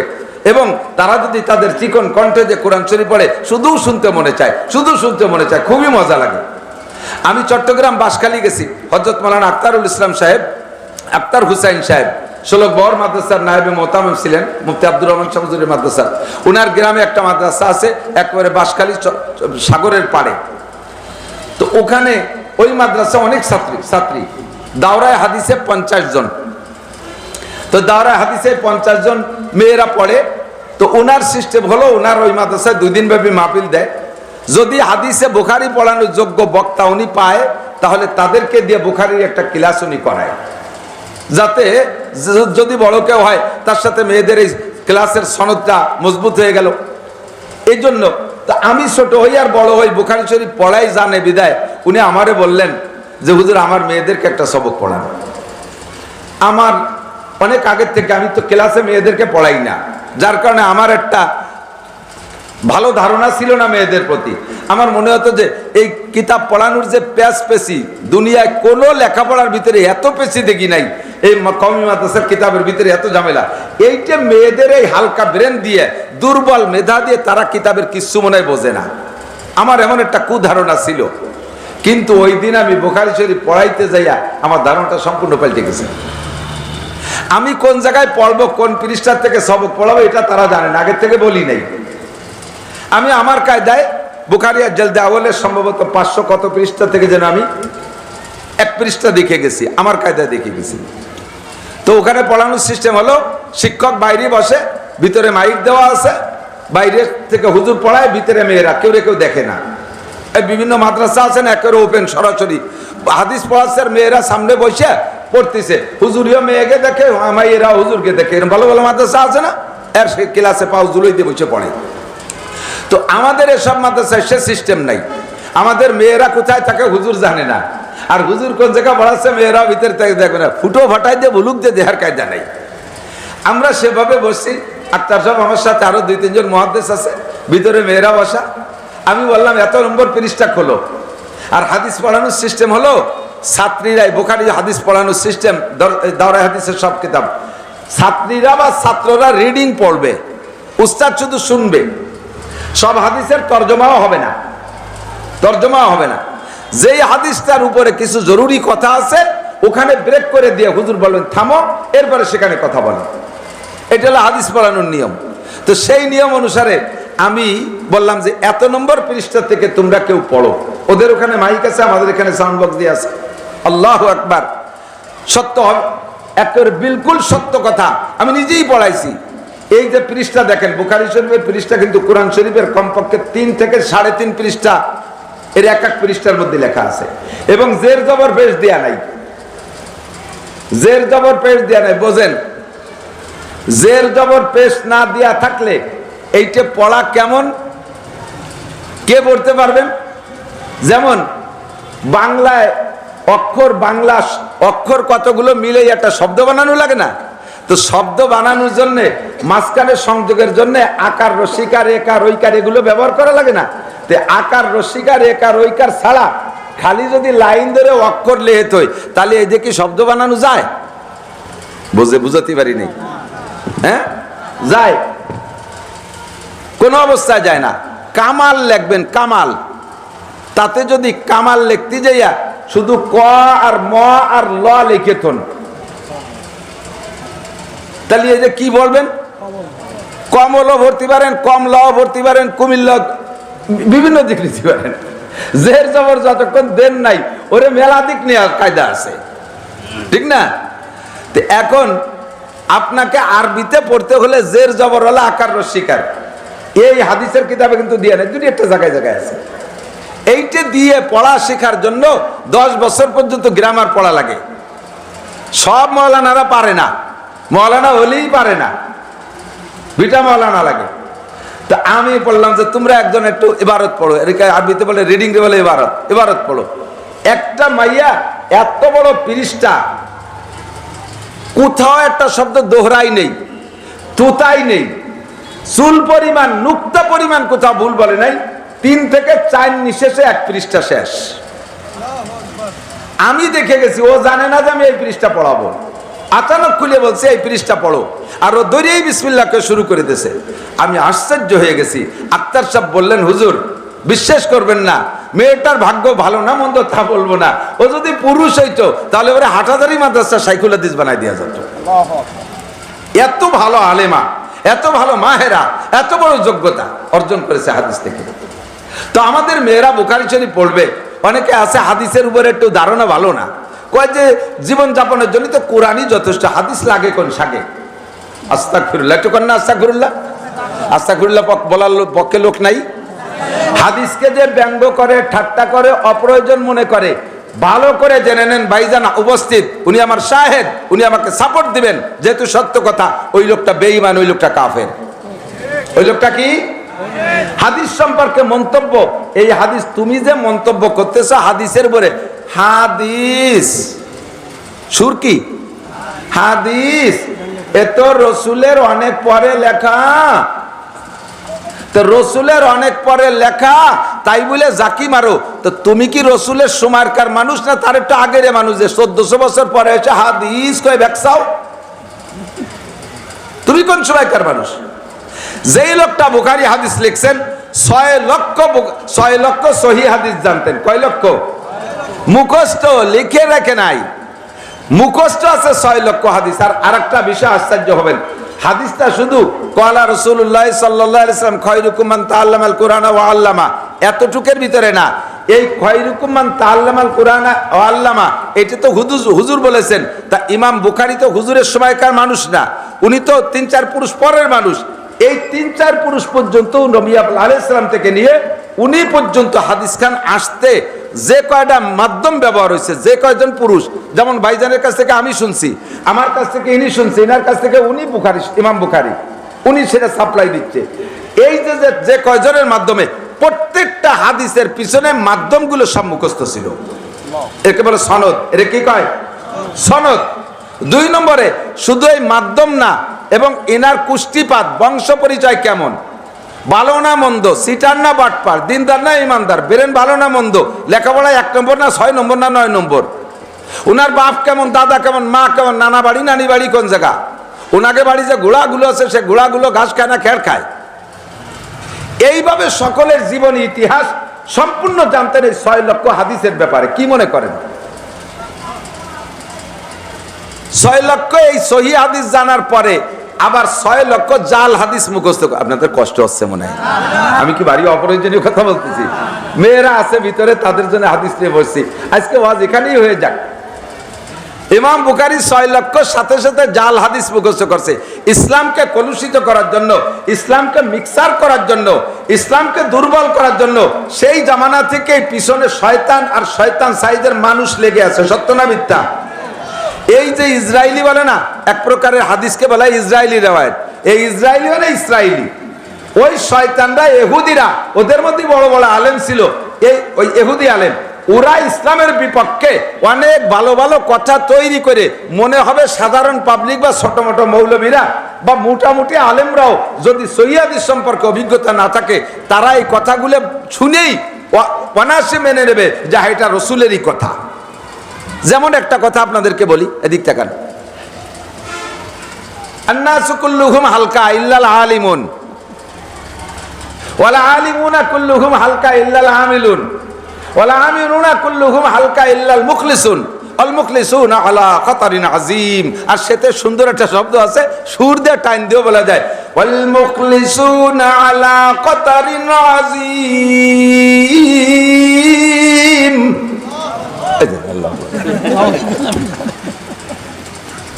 সবাই কর নাউজুবিল্লাহ। সুন্দর করে টানতে বলে দিলাম। এইরকম আরেকটা হাদিস নামে প্রচার হয়। আমরা একসময় অজান্তে বলতাম, মান আকরামা আলেমান ফাকান্নামা আকরামা সাবিনা নবিয়া ওয়া মান আকরামা মুতাআল্লিমান ফাকান্নামা আকরামা সাবিনা শাহীদা। কি সুন্দর কথা। ক্বালা রাসূলুল্লাহ সাল্লাল্লাহু আলাইহি ওয়াসাল্লাম, জোরে নাউজুবিল্লাহ। তরজমা কি? যে ব্যক্তি একজন আলেমকে সম্মান শ্রদ্ধা করলো, সে যেন 70 জন নবীকে সম্মান করলো। সুবহানাল্লাহ, নাউজুবিল্লাহ। 70 জন নবী আর একজন আলেম কি কি কি বোঝেন, নবীদের মর্যাদা জানি না বিদে আমরা সুবহানাল্লাহ কই ফেলাই। এই হলো পাবলিকটা ধোঁকা দেওয়ার মতো হাদিস, ইসলামের ভিতরে ভেজাল সৃষ্টি করার মতো এইরকম। এরপরে কয় ওমান আকরামা মুতাআল্লিমান, যদি কেউ একজন মাদ্রাসার ছাত্রকে সম্মান করে, ভালোবাসে, ইকরাম করে, সে যেন 70 জন শহীদকে সম্মান করলো। বদরের শহীদ, উহুদের শহীদ, খন্দকের শহীদ, বিভিন্ন যুদ্ধে যে শহীদ, সেই সমস্ত শহীদ আর একজন মুতাআল্লিম ছাত্র, একে যদি এভাবে কম্পেয়ার করে তাহলে কত বড় অন্যায়। এইরকম কথাগুলো হাদিস বানায় ঢুকোয় দেয়। এইরকম জাল হাদিস বানাইছে ওরা, মানে অসংখ্য বানাইছে। তার ভিতরে 6 লাখ মুখস্থ করে রাখছে ইমাম বুখারী। কয় আবার মুখস্থ গেলেন কে? কয় যে এগুলো যদি মুখস্থ না থাকে তাহলে জাল আর সহির মধ্যে তো পার্থক্য করা যাবে না। এই জন্য 6 লক্ষ সহি হাদিস আর 6 লক্ষ জাল হাদিস মুখস্থ করেছেন। এর ভিতরে থেকে এই হাদিসে বুখারী শরীফের ভিতরে মানে অনেক হাদিস আছে, 1 বার 2 বার 3 বার 5 বার 7 বার 10 বার 30 বার 35 বার 37 বার পর্যন্ত একটা এই হাদিস বারবার আলোচনা করেছেন। বিভিন্ন শিরোনাম দিয়ে দিয়ে ওই জায়গায় হাদিসটা প্রয়োজন মনে করেছেন, বয়ান করে দিয়েছেন। তো এইভাবে একটা হাদিস যদি 37 বার আসে তাহলে তার 37 বারই না গুনিয়ে একবার যদি গোনেন, এইরকম একটা একটা করে সিঙ্গেল গুনলে প্রায় 4500-এর মতো হাদিস আছে এর ভিতরে। আর এইভাবে ডবলিং হয়ে গেছে, এই ডবলিং গুনতে গেলে প্রায় 9000-10000-এর মতো আসে কাছাকাছি। এই এই বিশাল একটা দুইটা এরকম 2খান কিতাব মিলে একটা হাদিস হয়ে গেছে। এবার ইমামে বুখারী রাহমাতুল্লাহ আলাইহি তার 6 লক্ষ হাদিসের মধ্য থেকে বাছাই ছাঁটাই করে একেবারে একান্ত প্রয়োজনীয় যেগুলো, সেইগুলো দিয়ে এই কিতাবখান লিখছেন। লিখতে কিতাবখান এই বুখারী শরীফ লিখতে 16টা বছর সময় লাগাইছে। কয় বছর? 16 বছর। এবং হেরমে মক্কার মধ্যে বসে বেশিরভাগ লিখছেন। লেখার পদ্ধতি, তাকওয়ার একটা কথা বলি, লেখার পদ্ধতির ভিতরে ওনার তাকওয়া কতটা অবলম্বন করেছেন। প্রত্যেকটা হাদিস এর ভিতরে এক লাইনে একটা হাদিস হয়ে গেছে, এক লাইনে একটা হাদিস হয়ে গেছে, আধা লাইনে একটা হাদিস হয়ে গেছে। অথচ প্রত্যেকটা হাদিস লেখার শুরুতে গোসল করেছেন, গোসল করেছেন, গোসল করে 2 রাকাত নামাজ পড়ছেন। 2 রাকাত নামাজ পড়ে হাদিসটার ব্যাপারে উনি মুরাকাবায় বসছেন। মুরাকাবায় বসা উনার জেহেনকে আল্লাহ পাক রব্বুল আলামিনের সাথে নবী আলাইহিস সালাতু ওয়াস সালামের ইলমের সাথে উনি প্রায় মিলাই ফেলাইছেন। এরপরে রূহানি ভাবে নবী আলাইহিস সালামের কাছে জানতে চাইছেন হাদিসটা লেখা যাবে কিনা। আধ্যাত্মিক ভাবে আল্লাহর পক্ষ থেকে যদি সাড়া পাইছে হাদিসটা লেখা যাবে, তারপরে হাদিসখান লিখছেন। যেই লোকটা এত বড় মুত্তাকিন পরহেজগার তাকওয়া অবলম্বন করে হেরেমের মধ্যে বসে হাদিস লেখলো, সেই লোকের এই হাদিস সম্পর্কে এই দেশের কুলাঙ্গার খুসা খুসা দাড়ি বাদামি মার্কা চুল লেখাপড়া জানে একটু ইংরেজি অঙ্ক, সে হাদিস সম্পর্কে কয় হাদিস কোরআন হলেই তো যথেষ্ট। যত হাদিস আছে সমস্ত হাদিসগুলো কোরআনের ব্যাখ্যা। হাদিস ছাড়া কোরআনকে যদি একা একা বুঝতে চাও তাহলে বিভ্রান্ত হয়ে যাবে। হাদিস ছাড়া যদি কোরআনকে বোঝার চেষ্টা করো তাহলে তুমি গুমরাহ হয়ে যাবা। কখনো রাষ্ট্র পরিচালনা করতে পারবা না, ইউনিয়ন পর্যন্ত, আরে ওয়ার্ড, তোমার বাড়িও, তোমার ব্যক্তিগত জীবনকে তুমি পরিচালনা করতে পারবে না শুধু কোরআন দিয়ে। এজন্য খেয়াল করতে হবে, দিক তাকান। এই ইমামে বুখারী হাদিস সংগ্রহ করার ব্যাপারে আবার কত কত সতর্কতা অবলম্বন করেছেন শুনেছেন উলামায়ে কেরামের কাছে। আরেকবার একটু শুনিয়ে নেন। ওনার বাড়ি হলো রাশিয়ার বুখারা। বাড়ি কোথায়? রাশিয়ার বুখারা। সেখান থেকে ইরাক গেছে পায়ে হেঁটে। বিমান নাই, রকেট নাই, ভ্যান নাই, মোটরসাইকেল, বাইসাইকেল কিছু নাই, একটু ঘোড়া গাধা থাকলে আছে। কখনো ঘোড়া গাধায়, কখনো পায়ে হেঁটে 3000 কিলোমিটার পথ। বুখারা থেকে ইরাকের বাগদাদ পর্যন্ত 3000 কিলোমিটার পথ। এই 3000 কিলোমিটার পথ হাইটে গেছে। খবর পাইছে বুখারায় থেকে যে ইরাকে একজনের কাছে একটা সহিহ হাদিস আছে। এই একটা সহিহ হাদিস সংগ্রহ করার জন্য এইবার আল্লাহর বান্দা কতদিন পর্যন্ত পরিশ্রম করে সেখানে গেছে। যাওয়ার পরে লোকটারে খুঁজেও পাইছে। পাওয়ার পরে বলছে, ভাই আপনি আহান্তা ফুলান, আমি যে নামটা শুনে আসছি আপনি কি সেই লোক? তো পরিচয় দেওয়ার পর বলে, কলা নাম, আমি সেই লোক, আপনি জায়গা মতো আসছেন। আমি শুনেছি আপনার কাছে নবী আলাইহিস সালামের একটা সত্য সহিহ হাদিস আছে, আমি সেই হাদিসখান সংগ্রহ করার জন্য বুখারা থেকে আসছি, একটু কি বলবেন মেহেরবানি করে? তখন উনি বলতেছেন, একটু অপেক্ষা করেন, এখনই বলবো, আমি একটু ব্যস্ত আছি, ব্যস্ততাটা সেরে নেই। কি ব্যস্ততা? ওনার একটা ঘোড়া ছুটে গেছে গোয়ালিতে। এ ঘোড়াটা একটু আইদ মাতাল, আধা পাগলা তার মোটে নর্মালে হাতে আসে না। এই মরুভূমি সর দিয়ে পাগলামির দৌড়ে বেড়াচ্ছে, তা ধরতেই পারতেছে। আমি ঘোড়াটারে ধরে একটু বাঁধে নিয়ে আপনার কার্যে মরিচ গাছ খাই বলবেন একটা ঝামেলা হতে পারে। তো উনি সেই ঘোড়াকে ধরার জন্য কৌশল অবলম্বন করছে, এক মুঠ ঘাস আইনিয়ে ঘোড়ারে কইছে, ঘোড়া ঘাস খাবি তো আয়। তখন ঘোড়া ঘাস দেখে অনায়াসে কাছে চলে আসছে, গলায় রশি বাঁধে ঘোড়াটারে গাছের সাথে বাঁধতে তুইয়া ঘাস মুঠে দড়ি সরাই দিয়ে বলে আসেন হাদিস কই। যখন ঘোড়াটারে এক মুঠ ঘাস দেখাইয়া গাছের সাথে বাঁধতে তারে ঘাস মুঠ খাইতে দেয় নেই, ঘোড়ার সাথে প্রতারণা করছে। ইমাম বুখারী দেখে আর কোনো কথা না বলে আসি, আসসালাম আলাইকুম, আমি যাই ভাই। তা হাদিস নেবে না কেন? হাদিস নেব না? আরে আমার কাছে সহি হাদিস আছে। আরে সহি কেন, তার সে সহি হাদিস থাকলেও নেব না, তুই একটু ধোঁকাবাজ। একটু পরে হলিওতে এই ঘাস ঘোড়ারেই খাওয়াবি, তোর ঘাস তোর ঘোড়া খাবে। সেই ঘোড়ারে এখন ঘাসপুর দেখাইয়া না খাওয়াইয়া তার ঘাসপুর দূরি সরাই দিয়া ফেলাই দিয়া আর গাছের সাথে ঘোড়া বাঁধছিস, তুই একটা প্রতারক, তুই একটা ধোঁকাবাজ। আমি ধোঁকাবাজের কাছ থেকে, ঘোড়ার সাথে যে ধোঁকাবাজি করতে পারে সে নবী পাকের হাদিসের সাথে সততা ঠিক রাখবে, এটা আমি বিশ্বাস করতে পারি না। আবার পায়ে হেঁটে সেই 3000 মাইল চলে গেছে। আর সেই লোকটা এত তাহকিকের সাথে হাদিস সংগ্রহ করলেন, আর 1400 বছর পরে এসে হাদিস সুন্নাত। নবী পাক বলেন আলাইকুম বিসুন্নতি। আলা শব্দ আছে আরবিতে ওয়াজিব প্রমাণ করার জন্য। আলাইকুম বিসুন্নতি, তোমাদের উপরে আমার সুন্নাত ওয়াজিব। কুতিবা আলাইকুমুস সিয়াম, তোমাদের উপরে রোজা ফরজ করা হয়েছে, কোরআন শরীফের আয়াত। কুতিবা আলাইকুমুস সিয়াম, তোমাদের উপরে রোজা ফরজ করা হয়েছে। এখানে ফরজ শব্দ আছে আলাইকুমের থেকে, আলা থেকে। ও জায়গা হুজুর বলে আলাইকুম বিসুন্নতি, টুপি, দাড়ি, পাগড়ি, জুব্বা, দস্তারখান, ঢিলা, কুলুক, মেসওয়াক, অল এভরিথিং সুন্নাত আলাইকুম, তোমাদের উপরে ওয়াজিব। আল্লাহ পাক হুকুম করেছেন মা তাকুম রাসূল ফাকুযুহু ওয়া মা নাহাকুম আনহু ফান্তাহু। এই দৃষ্টিতে তাকাইলে, এই আয়াতের দিকে তাকাইলে নবী পাকের সমস্ত সুন্নাতগুলোকে ফরজ বলে ধরে নেওয়া যায়, ওয়াজিব বলে ধরে নেওয়া যায়। কারণ আল্লাহ পাক বলেন আমার নবী তোমাদেরকে যেই কাজটা যেভাবে করতে বলে ওইটাকে ওইভাবে করো। নবী টুপির কথা যেভাবে বলে ওইভাবে পরো, চুলের কথা যেভাবে বলে ওইভাবে কাটো, মোজ যেভাবে বলে ওইভাবে কাটো, দাড়ি যেভাবে লম্বা রাখতে বলে ওইভাবে রাখো, পাগড়ি যেভাবে পড়তে বলে ওইভাবে পড়ো, ওইভাবে ব্যবহার করো। এমন করে সুন্নাত যতগুলি, নবী যে আমলটা যেভাবে বলে ওইটা ওইভাবে করো। এই করার হুকুমটা দিয়েছেন কে? আল্লাহর হুকুম। আল্লাহর হুকুমের ব্যাপারে আপনাদের তো এই জায়গা উসুল পড়ানো মুশকিল, একটুক বলে যাই। কতিউ সুবুত কতিউ দালালাত, যেই হুকুমটা বলা, যেই বিষয় দলিলটা কোরআনের আয়াত, দলিল আসছে কিসের থেকে? কোরআনের আয়াত থেকে, বলে কতিউ সুবুত। আর তার তরজমা বুঝতে যদি কোনো বিভ্রান্তের ভিতরে পড়তে না হয়, কোনো দ্বিধাদ্বন্দ্ব না হয়, ক্লিয়ার তরজমা হয়, এইরকম কে বলা হয় কতিউ সুবুত আর কতিউ দালালাত। এই কতিউ সুবুত আর কতিউ দালালাতের মাধ্যমে যদি আল্লাহ তাআলা কোনো বিষয় অর্ডার করে সেইটা ফরজ, কমপক্ষে ওয়াজিব হয়ে যায়। তাহলে সেই হিসেবে ধরে নেওয়া যায় সুন্নাত যেগুলো আছে, নবী পাকের কথা যেগুলো আছে, এগুলোকে এক নম্বরে বিশ্বাস করা ফরজ, এর মধ্যে কোনো সন্দেহ। আর আমলের ব্যাপারে ওয়াজিবও ধরে নেওয়া যেতে পারে, কমপক্ষে সুন্নতের থেকে কম না, সুন্নতের থেকে কম না। হুজুর বলেন মান তামাসসাকা বিসুন্নতি, যে আমার সুন্নতকে মজবুত করে ধরবে, মান তামাসসাকা বিসুন্নতি ইনদা ফাসাদে উম্মতি, উম্মতের ফাসাদের সময় ফালাহু আজরু মিয়াতি শাহীদ, তাকে আল্লাহ তাআলা 100 শহীদের সওয়াব দান করে। বলেন না সুবহানাল্লাহ। কাজেই হাদিস সম্পর্কে আমাদের গাঢ় বিশ্বাস রাখা দরকার আছে না নাই? কথা কন না? অনেকের মধ্যে দ্বিধা দ্বন্দ্ব আছে আমার মনে, এখন আমি বুঝতে পারি না, আমার দুর্বলতা। হাদিসকে বলা হয় ওহিয়ে গায়ের মাত্র, এটা আল্লাহর শিখানো কালাম। কোরআন শরীফ যেটা, এটাও আরবি, হাদিসও আরবি।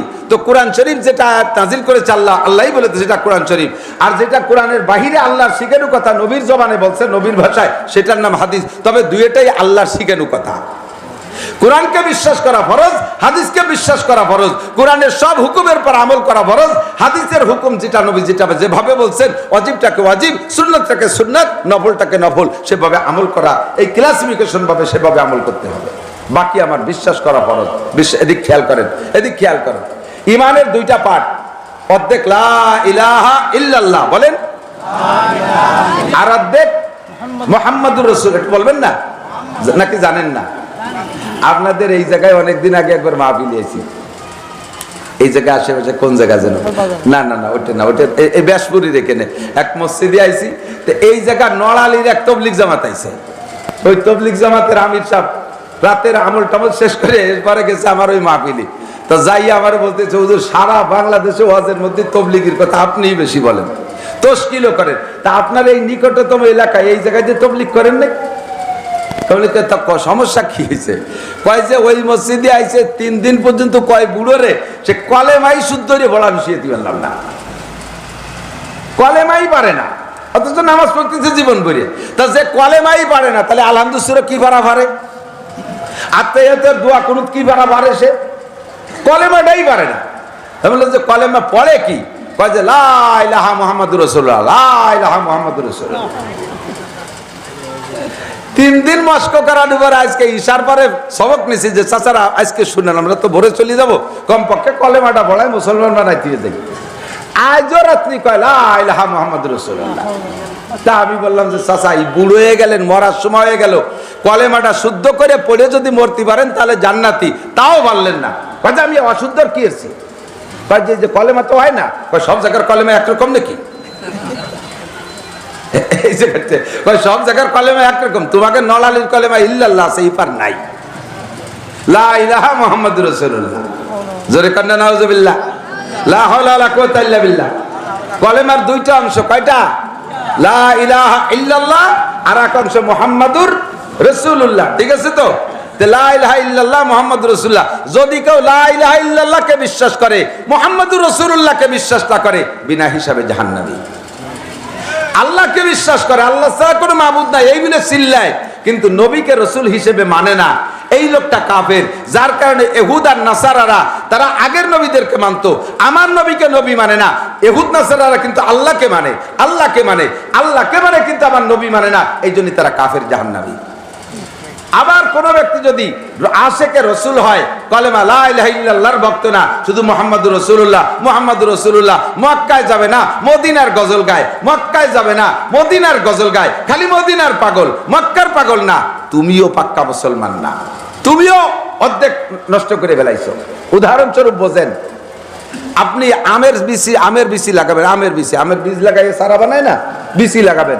তা আমের বিচির ভিতরে 2টা পাট আছে না নাই? আছে না? 2 বিঘে জমিতে আপনি ল্যাংলা আমের বীজ লাগাবেন বলে জীবননগর থেকে কৃষি অফিসারের কাছে শুনে যে 2 বিঘে 100 বীজ লাগালি হয়। তা আপনি 2 বিঘের জন্য 100 বীজ নিয়ে আইছেন, 100 আমের আটি নিয়ে আইছেন, আনার পরে পাশে আর 2 বিঘে জমি পাইয়ে গেছেন। এখন বীজ আর আনার কায়দা নাই, বীজ আপনার 100, জমি পেয়ে গেছেন 4 বিঘে, আর নিয়মতান্ত্রিক ভালো ফলনের জন্য 100 বীজ 2 বিঘেই লাগাতে হয়, আর 4 বিঘাই লাগালি হবে, কিন্তু জায়গা নষ্ট হয়ে যাবে। এখন আপনি চিন্তা করলেন যেহেতু দূরত্ব বলছে 15 ফিট দূরে লাগাতে হবে, সেই হিসেবে তো এই 100 বীজ যে 4 বিঘাই লাগাতে গেলি 100 বীজই হয় না, বীজ লাগে 200। যাক আমের আটি তো 2 ভাগ ফাড়িয়ে অর্ধেক করে 20 ফুট পরে লাগাই দিয়েছেন, সারা হবে না? আম তো হবেই, 3 বছর দেরি হবে না, এবারই ধরবে, হবে।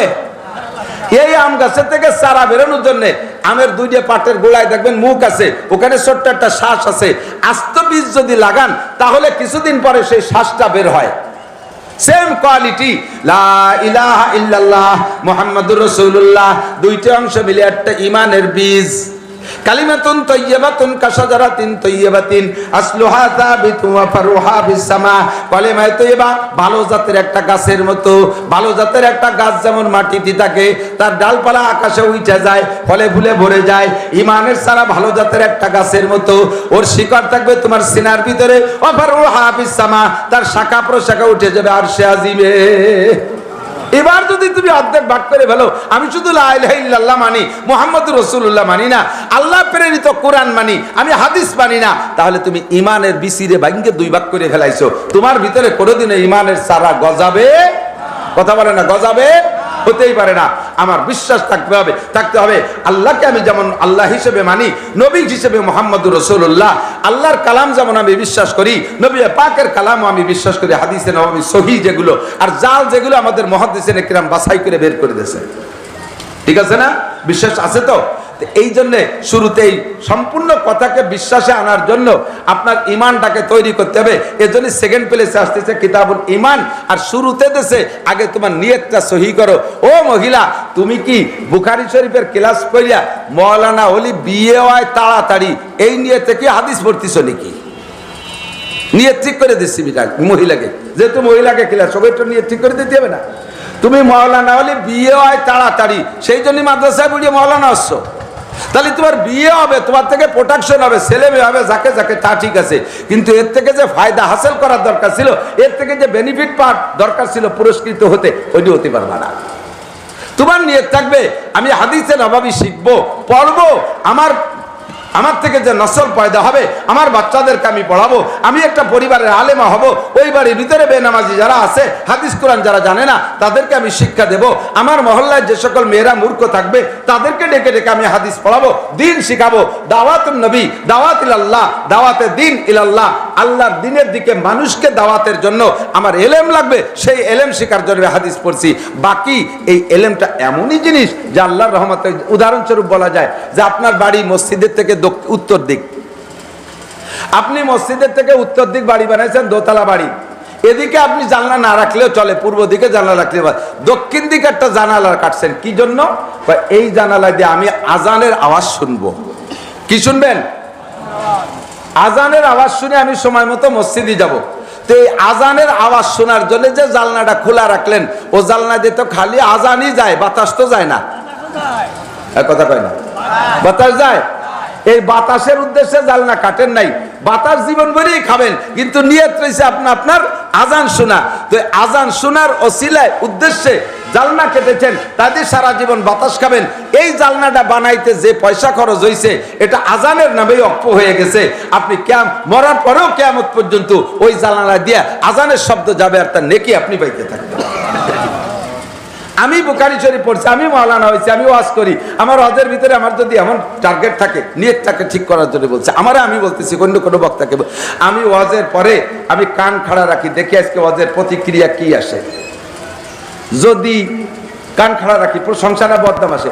যাওয়ার সময় ফাটাফাটি ওয়াজ হয়েছে, মাগরিবের পরে এই যে কি বয়ান, এ তো শুনিনি কোনোদিন, শুনি আমি খুশিতে একটু ভুলি। কাছে যে দুইজন কয় যে হুজুর এত অস্ত আপনি কথা আজকের মতো তো শুনি নেই, তাতে এরপরে আমি বলি কি, তাই তো আমি সে কিতাব দেখতে সময় পাইনি, যদি দেখে আসতাম দেখাই ছাড়িয়ে দিতাম। এই যে ওয়াজ করছি এতক্ষণ পর্যন্ত সবাই প্রশংসা পাওয়ার লোভে, সবাই প্রশংসা পাওয়ার লোভে।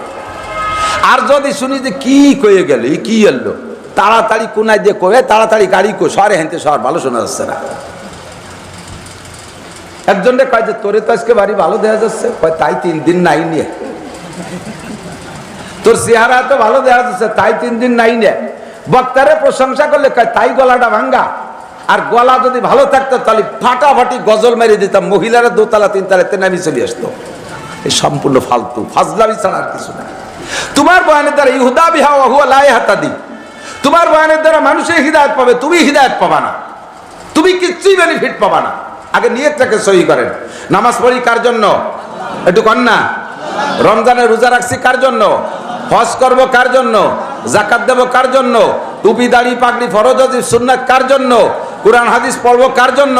মাদ্রাসা মসজিদ করব কার জন্য? দান খয়রাত করব কার জন্য? যতবার আল্লাহ বলবেন 4000 করে নেকি পাবেন। এই সবগুলো করব কার জন্য? আল্লাহর জন্য করব।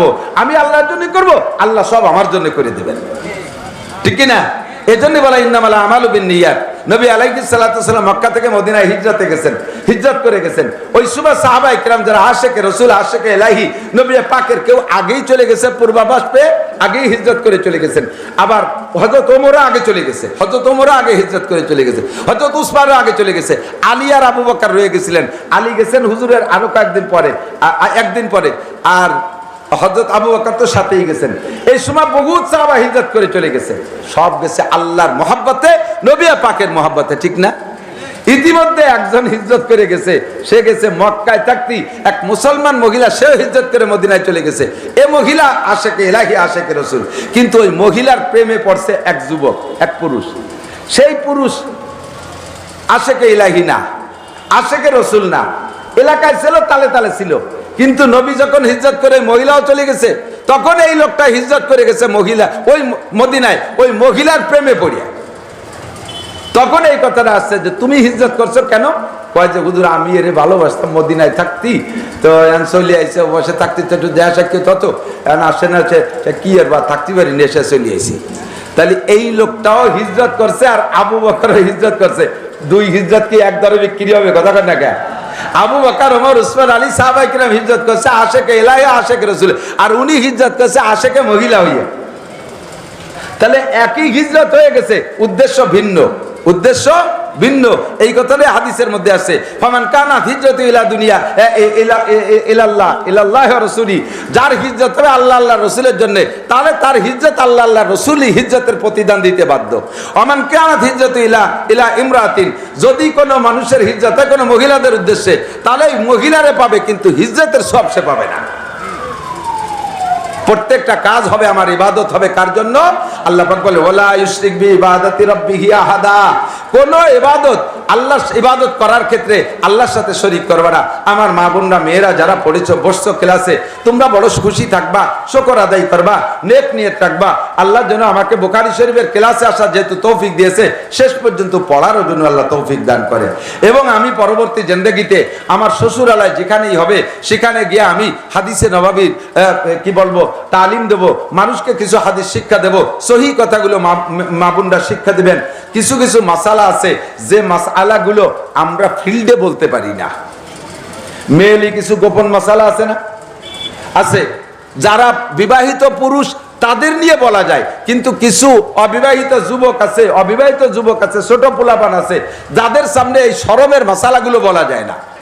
আর বললেও যতই বলি পুরুষদের কাছে, কিন্তু একান্ত কিছু গোপন আছে যেগুলো বলা যায় না, অথচ এই কথাগুলো মেয়েদের জানা জরুরি। মেয়েলি কিছু হাদিস আছে, মাসালা আছে, যেই কথাগুলো আমরা বক্তারা মাঠে বলতে পারি না। এই মাসালাগুলো মহিলারা শিখবে কার কাছ থেকে? এটা যদি তাদের সরাসরি কিতাব থেকে জানা না থাকে, তাহলে এই জায়গার আমলের ত্রুটি তাদের জীবন ভরেই হতে থাকে। এজন্য মেয়েদের ইলমে দ্বীন শিক্ষা করা, হুজুর বলেন তালাবুল ইলমি ফরিদাতুন আলা কুল্লি মুসলিমিন ওয়া মুসলিমাত, দ্বীনি ইলম শিক্ষা করা প্রত্যেকটা মুসলমান নরনারীর উপরে ফরজ। ফরজ এজন্য যে তার নিজের কমপক্ষে নিজের জিন্দেগিতে চলতে ইলমুল হাল নগদে আমার জীবন যাপন করতে যে ইলমগুলো লাগবে, পাক পবিত্রতার বিষয়, পাক পবিত্রতার বিষয়, স্বামী স্ত্রী বৈবাহিক জীবনের বিষয়, জীবনযাপনের বিষয়, ইত্যাদি ইত্যাদি, বাচ্চাদের দুধ খাওয়ানোর বিষয়, এই সমস্ত গোপন বিষয় তার নিজেরটা নিজে। তারপরে নামাজের পার্থক্য, সৃষ্টিগতভাবে আল্লাহ তাআলা নারী আর পুরুষকে দুই জাতি বানাইছে, খেয়াল করেন তো। মানুষ পুরুষ বানাইতো আল্লাহ যে যে ম্যাটেরিয়াল ব্যবহার করছে, নারীদেরকে তাই দিয়ে বানাইছে না? কথা কয় না। পুরুষ বানাইছে চার জিনিস দিয়ে, আগুন, পানি, মাটি, বাতাস, এই চারটে দিয়ে পুরুষ বানাইছে। মহিলাকে বানাইছে খালি আগুন, পানি, মাটি, বাতাস দেয় নিয়োগের মধ্যে। কথা কয় না, বোঝে নাই কথা। মহিলাকে বানাতে কি চারটে তিনটে দিয়ে বানাইছে, একটা কম দেশে, আগুন, পানি, বাতাস, মাটি তো ওকে গায় নাই। তাহলে একই ম্যাটেরিয়াল যে পুরুষও বানাইছে নারীও বানাইছে, অথচ আর এক মায়ের পেটেই জন্ম, অথচ দেখেন বডি কোয়ালিটি দুই রকম। পুরুষরা সাবালিগ হলে তাদের আলামত ভিন্ন জায়গায় প্রকাশ পায়, মেয়েরা সাবালিগা হলে তাদের আলামত ভিন্ন জায়গায় প্রকাশ পায়, ঠিক কিনা? পুরুষের চুল রাখলে বড় হয়, ছেড়ে দিলে বড় হয়, মেয়েদেরও বড় হয়, কিন্তু পুরুষের দাড়ি হয়, মেয়েদের দাড়ি হয় 99%, বলকে লাখে 99,999 জনের দাড়ি হয় না। দুই একটা মহিলার দুই একটা হয়, ওটা সাজ নাদের। এই যে পার্থক্যটা আল্লাহ তাআলা সৃষ্টিগতভাবে বডির মধ্যেই রেখেছেন। পুরুষের জীবনেও কোনোদিন মাসিক হয় না, মহিলাদের 55 বছর বয়স পর্যন্ত মাসে 3 দিন 5 দিন 7 দিন রক্তক্ষরণ হয়, মাসিক বলে। এইটা মহিলাদের হয়, এটা পুরুষের হয় না। পুরুষের সারা জীবন 30 রোজা রাখা সম্ভব যদি মারাত্মক রোগ ব্যাধি না হয়, আর মহিলারা 55 বছর বয়স পর্যন্ত রেগুলার যদি তাদের মাসিকটা ক্লিয়ার হয়, তাহলে রমজানে 30 রোজা তারা পুরোতে পারবে না, কোনো না কোনো জায়গায় সেই 3 দিন 5 দিনের একটা ধাক্কা মারবে। তাহলে পার্থক্য আছে না নাই? পুরুষেরও পর্দা ফরজ, নারীদেরও পর্দা ফরজ। তাই দুইয়ে পর্দা কি একরকম? নারীরা বাইরে বেরোতে গেলে বোরকা পরবে, তাহলে পর্দা হবে না। তাহলে পুরুষের যত পর্দা ফরজ, তাহলে পুরুষরা বোরকা পরবে, এক হলো? তাহলে পুরুষেরও পর্দা ফরজ, কিন্তু সিস্টেম আলাদা, নারীদের পর্দা ফরজ, সিস্টেম আলাদা। তাই যদি হয়, তাহলে নামাজের ভিতরে নারী আর পুরুষের ভিতরে পার্থক্য থাকা দরকার আছে না নাই? এবং এটা সম্ভব কিনা এবং এটা উচিত কিনা? অবশ্যই উচিত। একটু খেয়াল করেন, সংক্ষেপে আমি কথা শেষ করে দেব, আমি বেশিক্ষণ থাকতে পারবো না। এদিক তাকান, ছানা বান্ধার ব্যাপারে, কানে উলো দেওয়ার ব্যাপারে, দাঁড়ানোর ব্যাপারে পার্থক্য আছে। নারীরা দাঁড়াবে মানুষে যখন নামাজে যায়। কালেকশন কি হবে? দাওরার কিতাব কইতেছি তো বেটা, আরে কার কথা কানার কাছে দিও না, ফানাইয়ে দোয়ানো যায়নি কি যদি কি করছে টের পায় না। ও খালি চিন্তা চালে কারণ কিতাবের দরকার, কর্ণে দিবে না। তাহলে এই খেয়াল করেন কি বলছি, নারীরা নামাজে দাঁড়ানোর সময় পা মিশাই দাঁড়াবে। এমনি সময় যা করুক আর না করুক, দেখবেন শয়তানে মানুষের নামাজে দাঁড়াইলে ওই সময় যে শয়তানে বেশি ধোঁকা দেয়। এখানে বসে আছেন, কেউ নাক মুখ চুল করছেন না, এখনই নামাজে দাঁড়ান, দেখবেন দাড়ির মধ্যে সুর হয়, নায়ের মধ্যে ভর ভরায়, কানের মধ্যে খড় খড়ায়, ফিটির উল্টো জায়গা খাইজু হয়। এই সব কামগুলো কেনা করে? শয়তানে করে। কতক্ষণ ঠিক না? এখন বসে আছেন আর জায়েজের সময় বসে থাকেন, অত পচা কথা মাথায় আসে না। নামাজে দাঁড়ান, দুনিয়ার যত পচা কথা, কোন মাইয়ের সাথে কথা কইছিলেন, কার সাথে জীবনে কি করছিলেন, তার সব তা কেমন সব এসে নামাজের মধ্যে হাজির হয়। সত্যি না মিথ্যা? তো নামাজে দাঁড়াইলে নামাজির বিশেষ অঙ্গ নিয়ে শয়তানে খেলা করে। এই জন্যে যার বিশেষ অঙ্গ যেমন তার সতর্কতা তেমন। মেয়েরা এই জন্য পা মিশিয়ে দাঁড়াবে যাতে তাদের শরমগা নিয়ে শয়তানি করতে না পারে, এই জন্য মিশিয়ে দাঁড়াবে। পুরুষের সর্বনিম্ন 4 আঙ্গুল ফাঁকা, সর্বোচ্চ আধা ফাঁকা করে দাঁড়াবে। 2 নম্বরে কানে উলো দেওয়ার সময় পুরুষে কানে হাত উঁচু করবে, যেহেতু পুরুষের উপরে কোনো ঝামেলা নাই, এই জন্য হাত উঁচু করে কানে উলো দেবে। মহিলাদের হাত বেশি উঁচু করলে তাদের বগল আর তাদের স্তন নিয়ে শয়তানে তামাশা করে, এই জন্য বুক চাপাই দিয়ে কোনো মতে কাঁধ পর্যন্ত হাত উঠবে, কানে উঠবে না। এবার ছানা বান্ধার ক্ষেত্রে পুরুষের শরম নিচে, নাভির নিচে, এই জন্য পুরুষের ছানা বাঁধবে হাতটারে এইভাবে ধরে কবজিরে 2 আঙ্গুল দিয়ে ধরে উপরে 3 আঙ্গুল রেখে নর্মালি ছাড়িয়ে দেবে যে জায়গা যায়, ওই জায়গাটাই তাহতা সুররা নাভির নিচে। পুরুষের শরম নাভির নিচে বিদায় হাত দিয়ে নাভির নিচে ঠেকাই দিছি। আর মহিলাদের নাভির নিচের শরমকে পা চাপাই দিয়ে দাঁড়ায় ঠেকাইছে, আর বুকে শরম আছে বিদায় তারা ছানা বানবে বুকি। পুরুষই কেন বুহি ছানা বানবে? পুরুষের বুহি কি আছে? এ জায়গায় তাদের কি বিপদ আপদ আছে যে বুহি ছানা বানতে যাবে? কথা বোঝেন? কোরআন হাদিসকে বাংলা দেখে একা একা কচুও বোঝা যায় না। কোরআন হাদিসকে একা একা বাংলা দিকে একেবারে 1 লক্ষরও বুঝবেন না। এগুলো বুঝতে বিটা মানুষের কাছে দীর্ঘ 12টা বছর পড়া লাগছে, এরপরে 30টা বছর মুতালা করি, তারপরও তার কোনার কাছে জাতি পারি নে। 2 চটি বই বইলে কয় আমিও বুখারী শরীফ পড়ি। সাবধান, পাগলামি করবেন না। কোন আল্লাহ পাক হুকুম করেছে তোমরা বেশিরভাগ মানুষ জানবা না, ফাসআলু আহলা যিকরে, জাননেওয়ালার কাছে জিজ্ঞেস করে জেনে নাও। তো বলতেছি এখন আরো অনেক গোপন মাসালা আছে যেগুলো ওপেন ফিল্ডে বলা যায় না, মেয়েলি মাসালা, তাদেরটা তাদের জানতে হবে। এই জন্য তারা জানে তাদের ভিতরে সাপ্লাই দেওয়ার জন্য মেয়েরা আলেমা হওয়া দরকার আছে না নাই? আছে না নাই? শেষের দিকে চলে যাই দোস্ত, আপনারা যারা চাকরি করেন খেয়াল করেন, যারা চাকরি করেন সরকারি চাকরি আলাদেরই ধরি, সরকারি চাকরি করেন, মাসে 30,000 টাকা বেতন পান, ফ্যামিলির সদস্য যা আছে 30,000 টাকা নিয়ে এই 30,000 টাকা দিয়ে হিসাব নিকেশ করে চলেন। পার ডে 1,000 টাকা বরাদ্দ রাখছেন, ডানিও থাকে না বামেও থাকে না, দিনাও হন না, সচেতন মানুষ দিনা দায়ী করেন না, মোটামুটি 30,000 টাকা বেতন নিয়ে সংসার চালাই যাচ্ছেন। এরপরও যে মনে তো একটু সন্দেহ থাকে, চাকরি ছুটে গেলে কি রে খাবো, বুড়োকালে যে রিটায়ার করে দেবে সে সময় তো বেতনও দেবে না, ওই সামান্য কটা পেনশন দেবে, তাই যে কি হবে? এই ভয়ে যে এই চাকরি দিয়ে শেষে কিছু হবে না বিদায় চাকরি ছেড়ে দিয়ে আলাদা একটা কিছু ধরি, এটাও খুব একটা ধরে না, ওই চাকরি ধরে লেগে থাকে। কারণ সামনেরটা সম্ভাবনা আছে এবং ওইটা ওভারসিওর সম্ভাবনা, এটা একই যে রিটায়ার্ডের পরে সরকার 50 লাখ টাকা দেবে, বেতন শেষ হয়ে গেলে ওই 50 লাখ টাকাটা ধুয়ে মুছে খাবো। যারা সচেতন জ্ঞানী বুদ্ধিমান তারা কি করে, আর যারা অচেতন তারা কি করে? অচেতনরা আইসেই 50 লাখ টাকার গরম সামলাতে না পেরে এ ব্যবসা ও ব্যবসা, পোল্ট্রি ছাগল খেত খামার এটা ওটা করে, যেটা হাত দেয় ওটা মার খায়, যেটা হাত দেয় ওটা মার খায়, লাস্টে একটা অটো কিনে চালাই বেড়ায়, শেষ পেয়ে অটো খান সরে নিয়ে গেছে, শেষে বিক্রি রেখে বেড়ায়। এলো অচেতন। আর সচেতন যারা তারা কি করে? 50 লাখের 25 লাখ টাকা দিয়ে শহরতলিতে একটু জায়গা রাখে, ওই জায়গাটার ভিতরে আর 25 লাখ টাকা দিয়ে 3 ইউনিটের একটা ঘর বানায়, যাতে 3টে ফ্যামিলিকে ভাড়া দিয়ে খাওয়া যায়। 3 ফ্যামিলিরে ভাড়া দিলে শহরে মানুষ তারা 3 ফ্যামিলিতে 3-10-কে 30,000 টাকা দেবে। এই 3 ইউনিট থেকে 30,000 টাকা আসবে। বুড়োকাল পর্যন্ত ছেলে মেয়েতে যদি কিছু নাও দেয়, কমপক্ষে আমার ভাড়ার টাকায় দিয়ে খাইয়ে মরতে পারবো। এরা হলো সচেতন। কথা বলেন, সচেতন। Same quality. আমি নামাজ পড়ি, রোজা রাখি, হজ করি, যাকাত দেই, তেলাওয়াত করি, জিকির করি, তাবলীগ করি, ইসলাম করি, যা কিছু ইবাদত করি, ধরে নেন এর বিনিময়ে আল্লাহ একটা বেতন দিচ্ছে, যেই বেতনটা আমার দুনিয়ার খাওয়া দাওয়া চলাফেরা ইত্যাদি চলতেছে। কিন্তু আমার মরার পরে লম্বা টাইম, এই টাইমে আমার কোনো ইনকাম থাকবে না। ইজা মাতাল ইনসান ইনকাতা আনহু আমালুহু, মানুষ মারা গেলে তার সব আমল বন্ধ হয়ে যায়, চাকরি বাকরি সব শেষ। অথচ খরচের সময় হলো কবরে যাওয়ার পরে, কবরে যাওয়ার পরে থেকে মূল খরচ শুরু হবে, অথচ সে সময় আমার ইনকাম সোর্স বন্ধ, আমার চাকরি নাই, বেতন আসবে না। তাহলে আমি এই জগৎটা চলবো কি দিয়ে? নবী পাক বলেন, তুমি 3 ইউনিটের একটা বিল্ডিং খুলে রেখে যেতে পারো, 3 ইউনিটের একটা বিল্ডিং বানায় রেখে যেতে পারো। এই 3 ইউনিটের বিল্ডিং, ইজা মাতাল ইনসান ইনকাতা আনহু আমালুহু ইল্লা মিন সালাসা ইল্লা মিন সাদকাতিন জারিয়া, একটা ইউনিট সদকায়ে জারিয়ার ইউনিট, ওখান থেকে 10,000 টাকা তোমার ভাড়া আসবে। আর ইলমিন ইউনতাফাউ বিহি, দ্বীনি ইলম শিখায় রেখে যাও 10 জন 20 জন ছাত্রদেরকে, সেখান থেকে 10,000 টাকা ভাড়া আসবে। আও ওয়ালাদিন সালিহিন ইয়াদউলাহু, অথবা 2-একটা নেক সন্তান রেখে যাও, সেখান থেকে 10,000 টাকা ভাড়া আসবে। এই 3-10-কে 30,000 টাকা ভাড়া দিয়ে তুমি চলতে পারবা। একটু বলবেন না সুবহানাল্লাহ? মিলছে কিনা? কথায় মিলছে কিনা? যদি মিলে থাকে, আপনারা এখানে বুখারী শরীফ পড়নেওয়ালা কেউ, 2-1 আলেম উলামা থাকলে, পাবলিকরা তো কেউ পড়েন নাই। আমি আল্লাহর কসম দিয়ে বলি, আদ-দাল্লু আলাল খায়র কাফাইলিহি, নবী পাক বলেছেন, সৎ কাজের পথ দেখাইলে, সূচনা তৈরি করে দিলে, ওই সৎ কাজটা করা পরিমাণ নেকি পাওয়া যায়। যুবক, তুমি চলে যাচ্ছ কেন? টাকা দিও না, তারপরে বসো। তোমার কাছে টাকা চাচ্ছি না, কমপক্ষে শিখে যাও কথা। একদিন আল্লাহ তোমার কান ধরে স্টেজে বক্তা বানায় দিতে পারে। লেখাপড়া তো সব হয়ে গেছে, সব চলে গেছে মোবাইলের ছিদ্রের মধ্যে দিয়ে ডুবে গেছে।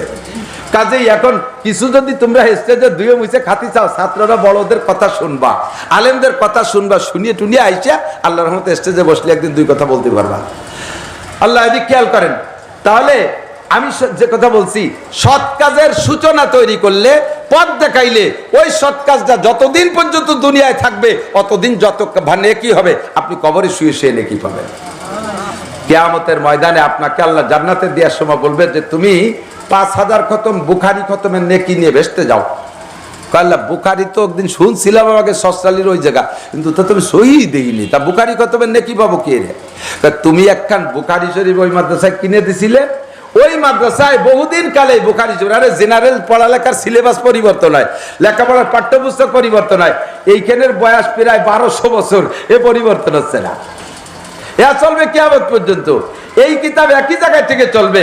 কাজেই এই মাদ্রাসায় যতদিন পর্যন্ত এই বুখারী, মুসলিম, তিরমিজি, আবু দাউদ, নাসাই, ইবনে মাজাহ, তাহাবী, মুয়াত্তাইন পড়ানো হবে, অতদিন পর্যন্ত এই কিতাব দাতারা কিয়ামত পর্যন্ত নেকি পাইতে থাকবে। এটা 1 ইউনিট, এটা 1 ইউনিট থেকে আপনার 10,000 টাকা ভাড়া। মাদ্রাসায় সর্বপ্রথম প্রয়োজন হলো কিতাবগুলো, আর এই কিতাবের অনেক দাম। গরিবের মেয়েরাই, ছেলেরাই তো মাদ্রাসায় বেশি পড়ে, নিজের টাকা দিয়ে কিতাব কিনে পড়ার মানুষ খুবই কম। আমার ছেলেরা গেছে মাদ্রাসায় পড়ে, এক একটা ছেলের জন্য, আমার ছেলেটা একটা পড়বে এবার দাওরা, আরেকটা পড়বে মেশকাত। একে যদি সব কিতাবের নোট টোট সারা শরুয়াত মূল কিতাব কিনে দিতে যাই, তাহলে একজনকে 1-1.5 লক্ষ টাকার কিতাব কিনে দেওয়া লাগবে। তা আলহামদুলিল্লাহ, আল্লাহ আমার তৌফিক দিয়েছে, আমি ছেলেদের কিতাব কিনে দিই। আমার মাদ্রাসায় যারা পড়ে তাদেরকে কিতাব মাদ্রাসার থেকে দেওয়া হয় বাৎসরিকভাবে। এই এখন দেওয়া হবে, আবার শবে বরাতের আগে পরীক্ষা শেষ হলে সব কিতাব ক্লোজ করে দেওয়া হবে। ওই কিতাব আবার আগামী বছর আলাদেরকে দেওয়া হবে। এই কিতাব মাদ্রাসায় থাকে যাবে, মেয়েরা নিয়ে যাবে না, ছেলেরা নিয়ে যাবে না। তো এই মাদ্রাসায় হাদিসের কিতাব থাকবে, আর আপনি কবরে শুয়ে শুয়ে, আপনি দুনিয়ায় বেঁচে থাকা অবস্থায় আরামে ঘুমের ভিতর দিয়ে অবিরাম বুখারী, মুসলিম, তিরমিজি পড়ার নেকি কামাই করবেন। এটা কি দরকার আছে না নাই? এ চাহিদা হয় কিনা? কথা বলেন, লোভ হয় কিনা? যদি হয় তাহলে 2 খান বুখারী শরীফের দাম, 2 খান সেট ধরে দাম হলো 8,000 টাকা। 2 খান বুখারী, 2 খান মুসলিম, এই 2টা কিতাব হলো ডবল ডবল। আর প্রত্যেকটাই 2 খণ্ড, 2 জেলদে। তিরমিজি শরীফ, নাসাই শরীফ, ইবনে মাজাহ, আবু দাউদ, তাহাবী, মুয়াত্তা ইমাম মালিক, মুয়াত্তা ইমাম মুহাম্মদ, এই কয়টা মিলে একটা সেট এই ক্লাসে পড়ানো হবে। তার দাম হবে 8,000 টাকা। আমার মাদ্রাসা এবার কয়জন দিয়েছে? 8,000 টাকা। আল্লাহর রহমতে আমরা মাদ্রাসার টাকা দিয়ে 1 টাকা দিয়ে কিতাব কিনা লাগে নাই। আল্লাহর আশিকিন জাকিরিন মুহিব্বিন বান্দারা যারা এই সদকায়ে জারিয়াকে গুরুত্ব দেয় তারা এই কিতাবগুলো দেশে। আমার মাদ্রাসা এখন 50টা ছেলেও যদি ক্লাসে হয় তাহলে 50 জন আমি কিতাব দিতে পারবো, অসুবিধে নাই। আপনাদের এখানকার মেয়েরা পড়বে, গরিবের মেয়েরা, তারা 8,000 টাকা দিয়ে 1 সেট কিতাব কিনে পড়বে, এরকম তৌফিক তাদের নাই। আর হুজুরা যদি 20টা মেয়েদের জন্য কিনতে হয় তাহলে 8 কুড়ি কত, 1,60,000 টাকার কিতাবই তার এখন কিনা গেলে মূল কিতাব। এরপরে এই কিতাব সরার নোট ছাড়া পড়ানো সম্ভব না, তার পিছনে লাগবে আরো কয়েক লক্ষ টাকা। তো কমপক্ষে আপনি মূল কিতাবের 1 সেট কিতাব মেয়েদের পড়ার জন্য, অসহায় গরিব মেয়েরা মুহাদ্দিস হয়ে যাবে, তারা আর এক জায়গায় যে হাদিস পড়াবে, আপনি নেকি পাইতে থাকবেন। এই মহব্বতের সদকায়ে জারিয়া হিসেবে আপনি 1 সেট কিতাব কিনে দেবেন। এমন কোন রজুলে রশিদ আল্লাহর নেক বান্দা কি এর মধ্যে আছেন যে আমি 1 সেট কিতাব এদের জন্য কিনে দেবো? ইনশাআল্লাহ 1 সেট কিতাব কিনে দেওয়ার মতো একজন মানুষ যদি থাকেন মহব্বতের সাথে সর্বপ্রথম দাঁড়ান, তার দেখা দেখে আরো 10 জন দাঁড়াবে ইনশাআল্লাহ, সদকায়ে জারিয়া হিসেবে থাকবে। আপনার বংশে আব্বা মা চলে গেছে, তাদের নামে দিয়ে দিতে পারেন, আমার আব্বার নামে এই নেকিরা যেতে থাকুক, মায়ের নামে নেকি যাইতে থাকুক। কত টাকা কামাই করেন, কত পয়সা নষ্ট করতেছেন, বাপমার ভিটে বাড়ি ব্যবহার করতেছেন, জায়গা জমি ব্যবহার করে খাচ্ছেন। একটু মহব্বতের সাথে একজন মানুষ বলেন আমি ইনশাআল্লাহ 1 সেট কিতাব দেবো। আছেন? পাওয়া গেছে? নগদ 1,000 হাদিসের কিতাবের 1 সেট কিতাব। নামটা একটু বলেন না, দোয়া করে দিন। সাইফুল ভাই 1 সেট কিতাব, একটু তাকবীর দেন, নারায়ে তাকবীর। আল্লাহ সাইফুল ভাইকে দান কবুল করে নাও, হালাল ভাবে লাখ লাখ কোটি কোটি টাকার মালিক বানায় দাও। এই মাদ্রাসা থেকে সদকায়ে জারিয়া এই হাদিসের কিতাবের জন্য নগদ দিয়ে দিয়েছে আল্লাহ, তুমি তাকে নগদ নেকি দিয়ে আমলনামা ভরপুর করে দাও, বলেন আমিন। আল্লাহ এটা সদকায়ে জারিয়া হিসেবে কবুল করো। আর কোন আল্লাহর বান্দা আছেন 1 সেট এখনই দিয়েন না, আপনি 2-5 দিনের মধ্যে কিনে দিয়েন, 2-5 দিনের মধ্যে কিনে দিয়েন। না পারেন অর্ধেকের টাকা দেন, না পারেন 2 কের কিতাবের টাকা দেন। ওই যে এক ভাই হাত জাগাইছে, কি দেবেন? 5,000।